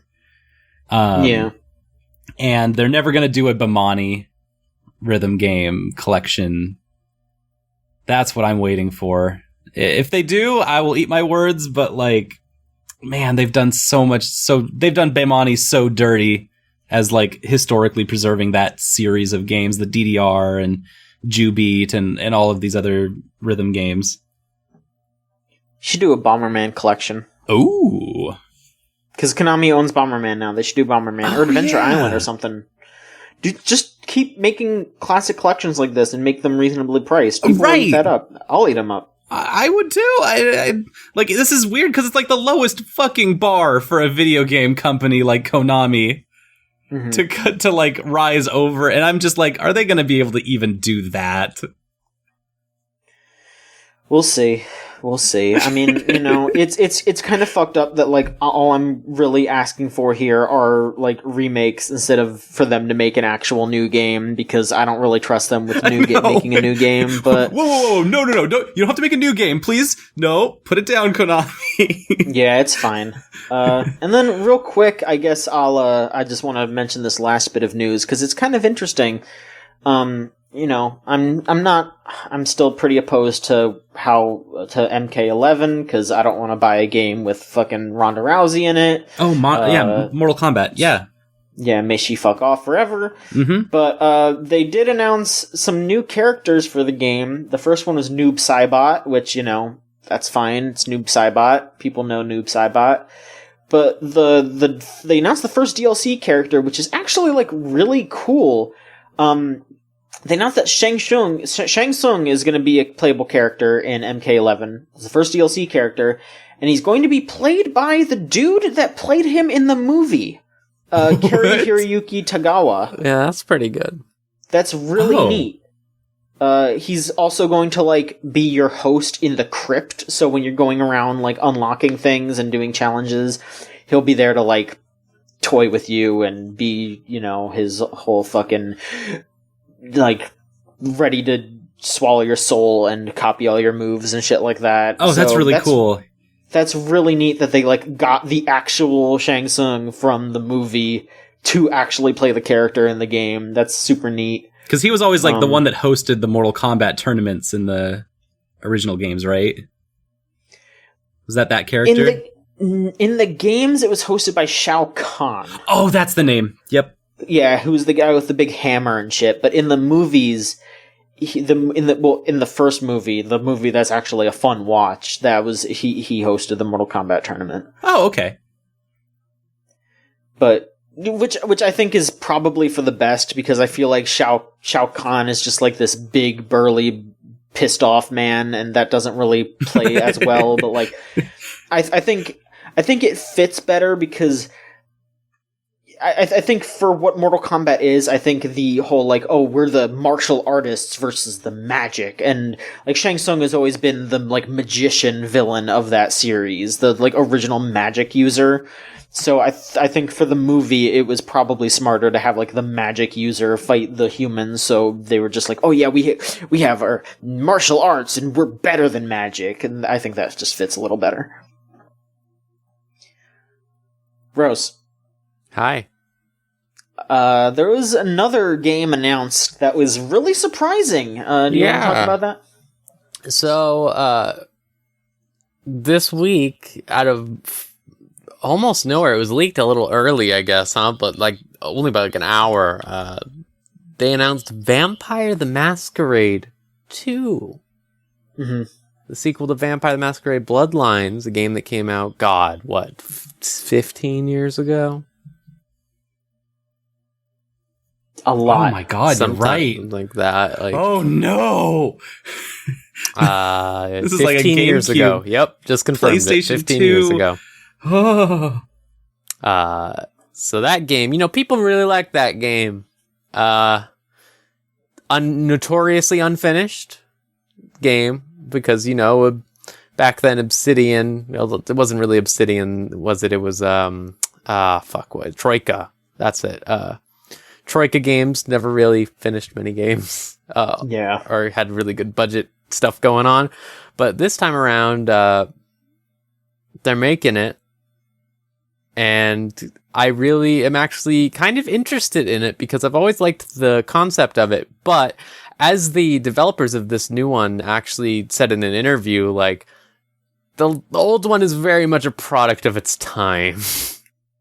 The original game has like a ton of jokes about like mental illness, like gay. I feel like they even mentioned like, there's a couple of jokes about like gender stuff. And they've gone out of their way with this one to say like, no, I believe the direct quote was like, we're taking political stances in this game. And the political stances seem to be pretty good ones. So the game takes place in Seattle. I really like it was called Project Frasier, apparently in development, which is really funny to me. Bless these. Okay. Yep. I trust these people now. I really trust them. Yeah.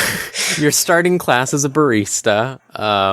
And apparently, like, when you start the game, you can choose your body type, whatever, and then you choose your pronouns. Which is really, that's what I want all games to be like, that would be great. It's really great to see more games go in that way. And they also said, like, they're going to try to keep, like, the concepts that were behind their, like, mishandling of mental illness before, but they really want to go out of their way to make it so that it's not like, oh yeah, you're the crazy one, like that was sort of the bit in Vampire the Masquerade was like, oh yeah, the type of vampire you can be is just a crazy one, and every time you talk to someone you sound crazy, and it's like they went out of their way to be like, yeah, it was pretty bad when we did that, so we want to try to be better about it. That's legitimately cool. Yeah, it owns. It's not. So this game's coming out next year. They said. Okay. Which means they've been working on it for a while. Then. Yeah, they've been working on it for a while. I believe this is Paradox, right? Paradox Interactive. And a couple other people are involved, but it's really interesting. I hope this time around it doesn't turn out like the old one, where I remember people had to make mods, right, to find all the like fragmented, broken content that wasn't finished in the original game. So I'm really excited for this. I'm excited to hopefully see like a really good role-playing game in that style again. I love vampires. And I like, social responsibility. Love vampires, love social responsibility. Two things I love. I love being held accountable for my actions. Yeah.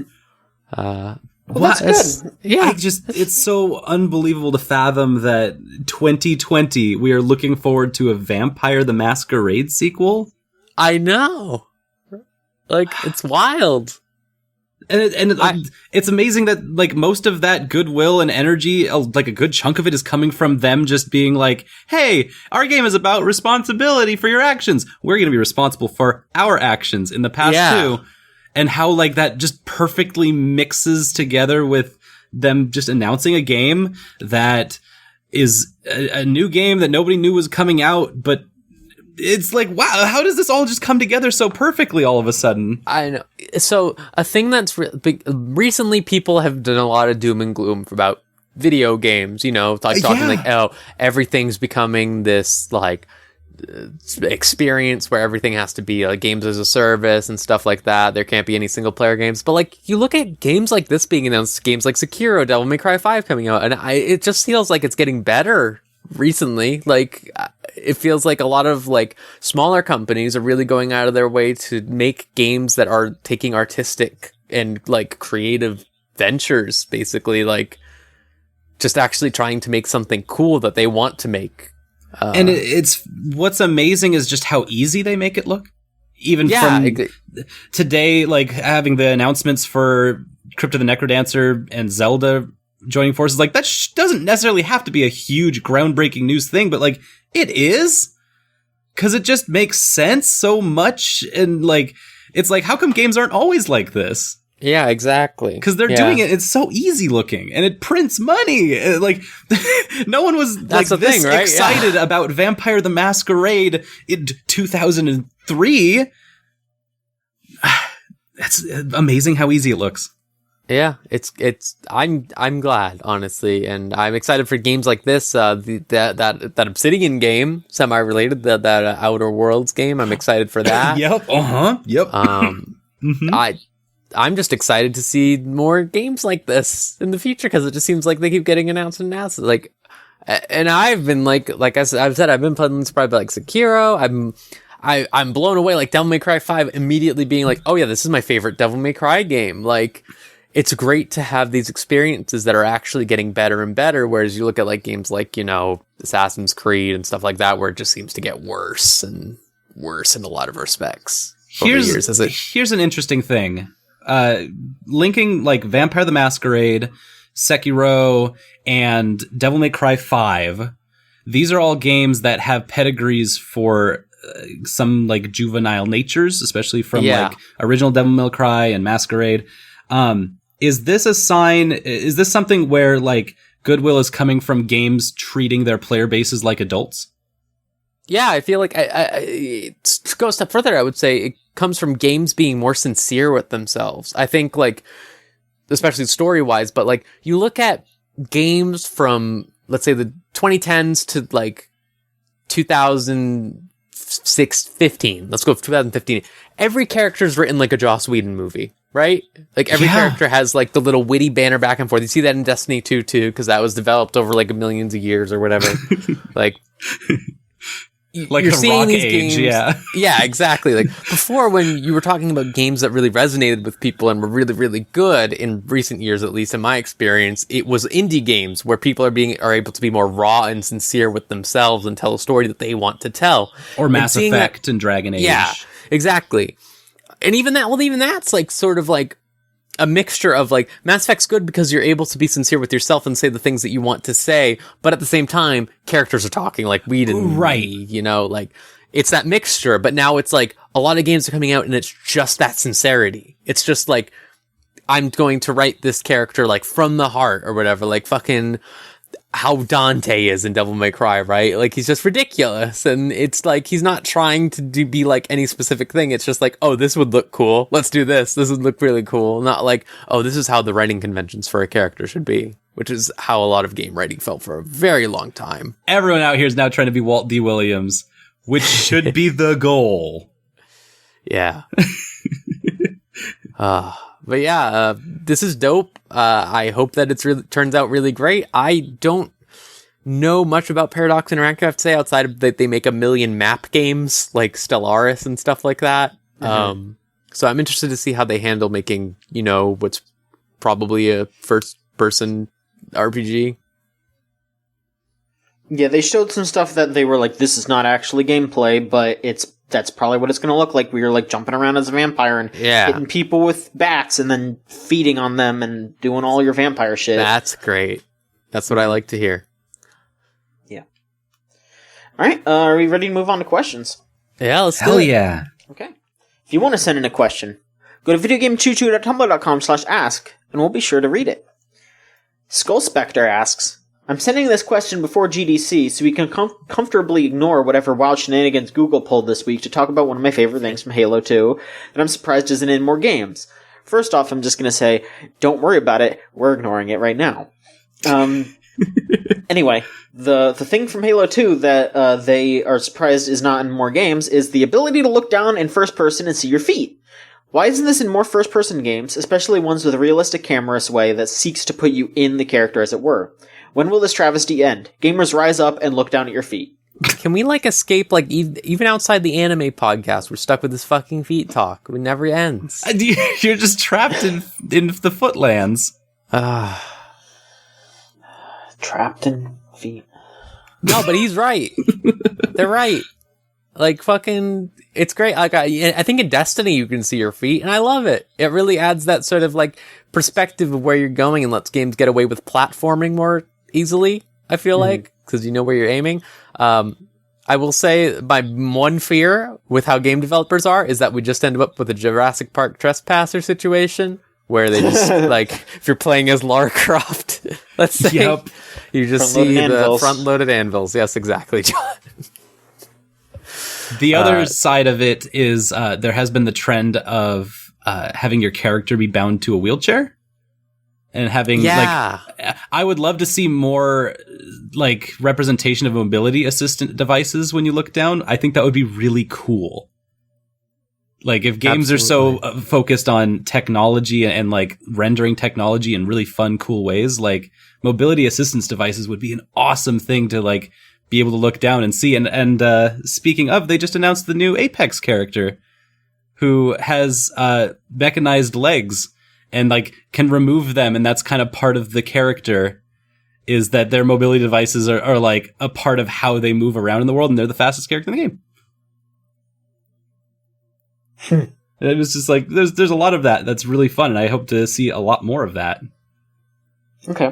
You know what else from Halo 2 I'd like to see a lot more of? Yeah. Mm-hmm. Dual wielding. Yeah. Just, man, like, think about back in, like, Halo 2, like, that comes out, and it's like, you can have 2 guns. It's like, hey, whoa, that's crazy.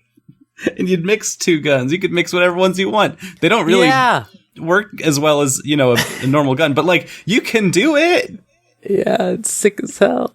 You just have the fucking mauler. You're holding the mauler, right? And then you just have a submachine gun, and you're just going with the right one, and then the left one's just going boom. And it's like, yeah. I can't hit anything. It's fantastic. I can't aim. It's awesome. Mm-hmm. Yeah. Harlequin Wheels asks, is John going to still have time to host Chooch after Nintendo lets him be creative director on a Wand of Gamelon reboot? That is an excellent question. What? I think that I will be able to fit what I can into my schedule, but the Wand of Gamelon reboot will absolutely be the top priority. I'm going to want to have the highest quality content come out of there. There is not going to be any corners cut. I'm going to bring back the original creators. I'm going to have the original design team, the artists, the animators. I'm going to have the voice actors reprise their roles. This is going to be a full sequel. So all new characters, all new environments too. We're not going to have, you know, like the king might talk about dinner, but we're not going to retread the same grounds here, you know, like his ship isn't going to sail in the morning. It might sail in the evening. Zelda's going to wake up and she might not even go to Gamelon. She might go to Korodai this time. Ganon might not even be there. You know, we could maybe find another character to be evil. Wouldn't you want to see CDI Vati? Yes. I think more than anything. More than anything. God, yes. I'm absolutely ready to make a new CDI sequel. And the cool thing is that I will not accept the conditions of the game unless it is also playable on the CDI. It will be on the Switch and the CDI. No question about it. And you'll have to play it with one Joy-Con because it'll be like using the weird remote controls on the CDI. So it'll be like using a fucking, like a TV remote. And it'll be horrendous, just like it should be. Director Machonsky, I have a question. Yes. Are there any modern flares that you want to add to Wand of Gamelon 2? Absolutely not. Understood? That's my answer. Yeah, no. yeah. It's gonna be horrible. Can we have roguelike qualities to it? Oh god, no. Okay. Understood. It's just gonna be multiplayer? Really poor side-scrolling action. Going into rooms and having characters hand you like lamps and shit, and they're animated. They're animated like they're just like gesturing around and like swaying, like every fucking like orifice on their body is rippling. It's awful. It's fucking awful. But that's how it should be. Yeah. The chef is going to show up and he's going to be like, "Don't worry, my cakes aren't going to burn this time." He'll say that.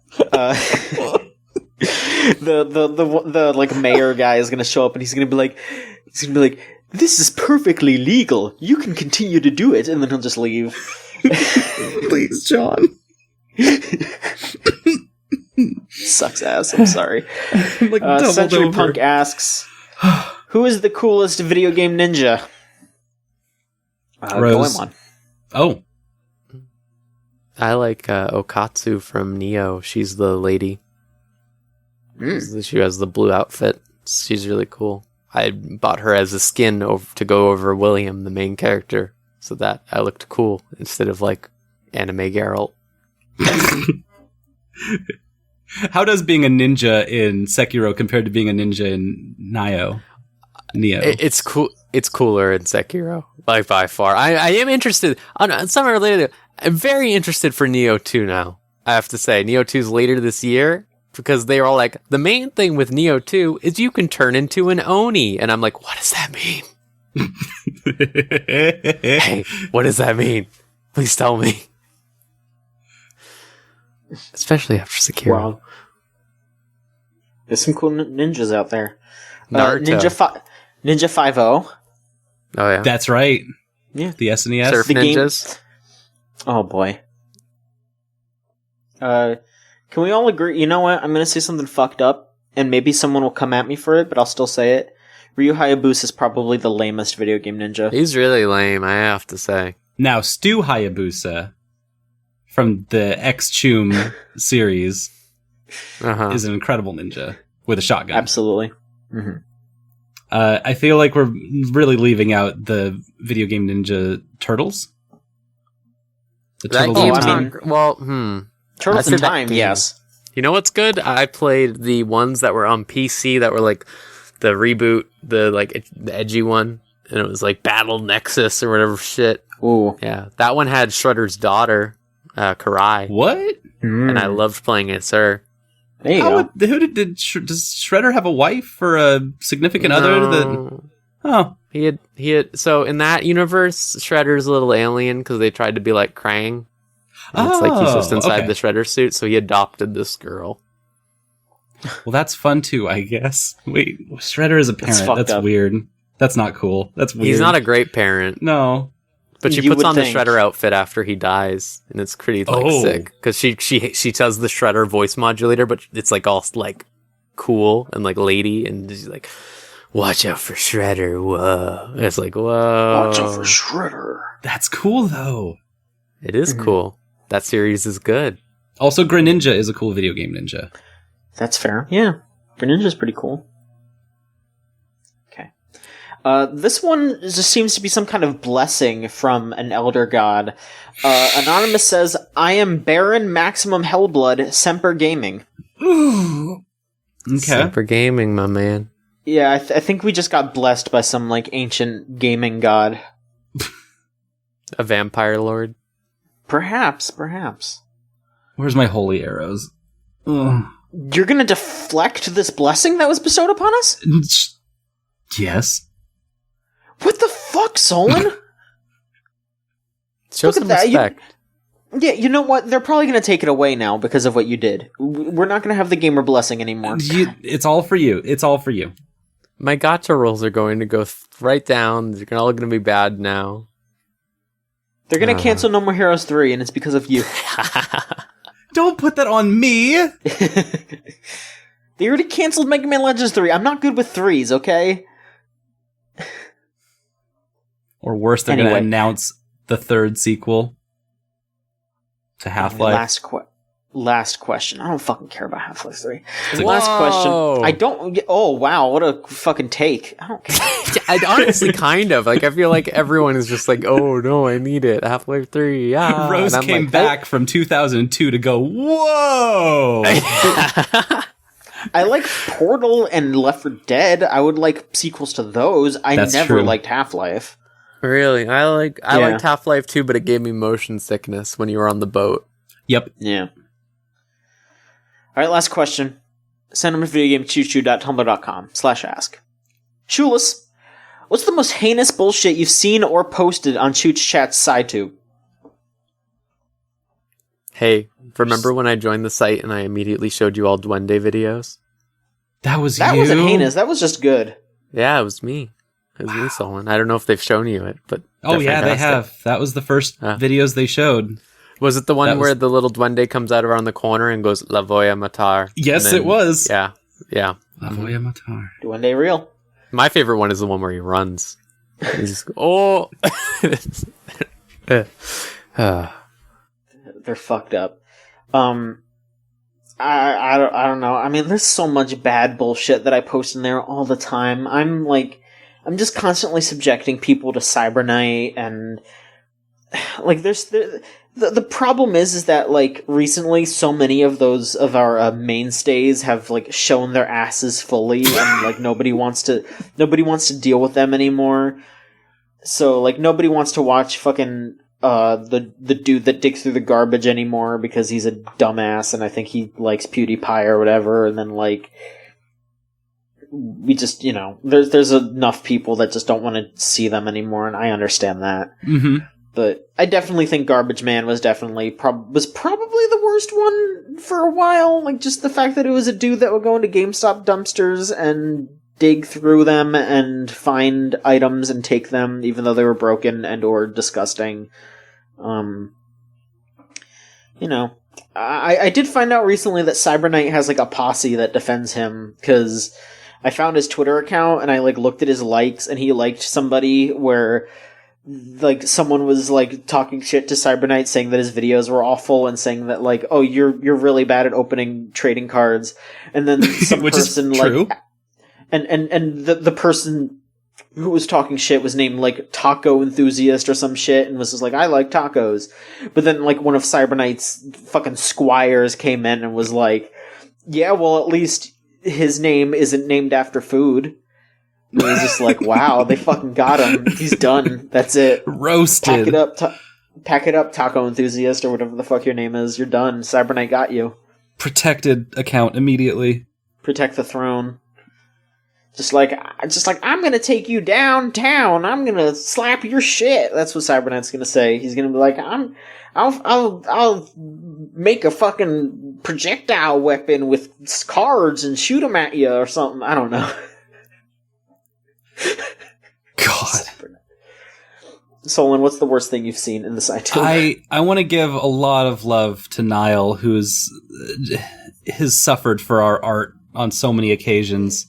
And Niall watches the worst shit. And in return has just given us so many gifts of dubious quality. And the things that were most heinous on the Choot Chat SciTube, like we're watching these videos every night on the SciTube. Mm-hmm. And if you're in the Discord, you end up just like getting subjected to things like street beefs. And street beefs. The MRE eating dude that eats the military rations. And the most heinous one is definitely Custom Grow 420. And like through all of these things, I learned that like there's audiences for these things on YouTube. Like these are like the most popular in their very niche craft at these things. And they all look like dog shit. Like the people involved, the like level of quality that they produce these things at.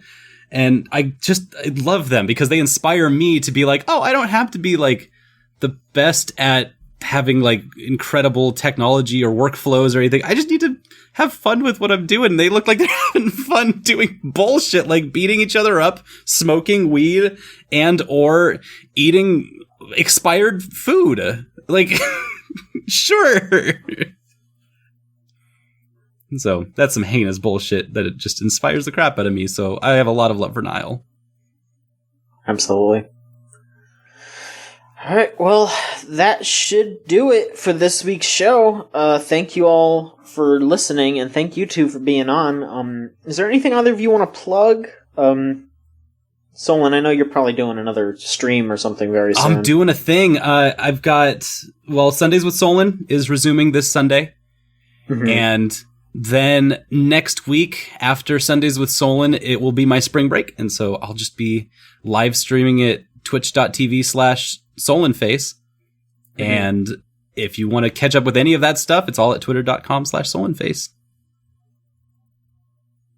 All right. Thank you so much.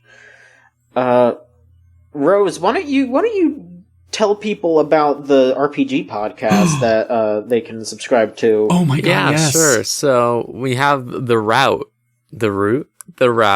which is our tabletop actual play podcast that we're doing on the site. It's The Sprawl, which is a cyberpunk themed, permutation of a thing that we're doing. And it's great. Solin's on it here. Solin here is with me. It's us, Janie, Scott, and Niall. You can get new episodes of that when they come out by pledging to the $3 tier on our Patreon. That's to get it, a week early? Yes. Mm-hmm. 1 week early. And that also gets to do our anime podcast that me and John do with Trixie. And it's just a great time, I think we have a new episode coming out soon. We've just recorded one recently, and we're going to do more soon. It's a really fun time. I get to be like the murder lady. It's pretty fun. I get to just say a bunch of chuny bullshit, and people go, yeah, that's great. We sure do. Solon gets to be an idol. I'm an idol. I am. And I'm the nice one.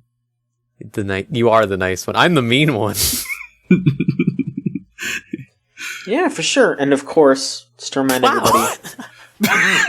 What? For sure. Just like, I'm the nice one. Yeah, and I'm the mean one. And John goes, I didn't mean it like that. I meant for sure. I'm glad you guys are having a good time. I know. It's just really funny. If you like this level of banter, you're going to like the route because exactly. The next episode is us planning to do something together, which goes fantastic. It goes just great. Yeah, I bet. You shouldn't. Anyway, at VGCC is our Twitter. Our Tumblr is videogamechoochoo.tumblr.com, and we have our Discord server, thegamezone.zone, where you can hang out with us, and you can watch really bad YouTube videos all the time, and you can be just in a fucking world of hurt. Not really, it's fine there. And finally, thank you to Melt Channel for our theme song Crush off of the album Magic is Real. If you want to hear more Melt Channel, it's meltchannel.bandcamp.com. Or you can listen to their new stuff if you look up Magic Circuit on Spotify.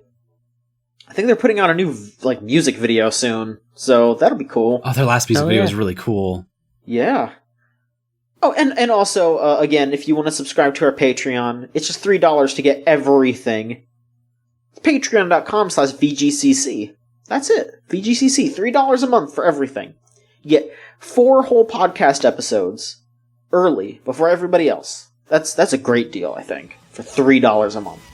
Yeah. No, you pay $60 for a video game and you'll be satisfied for a day. You pay $3 for a monthly subscription to VGCC and you'll be satisfied for life. That's true. Yeah. And I would like to thank everyone again for listening, and we'll be back next week with another episode of the Video Game Choo Choo Podcast. So long.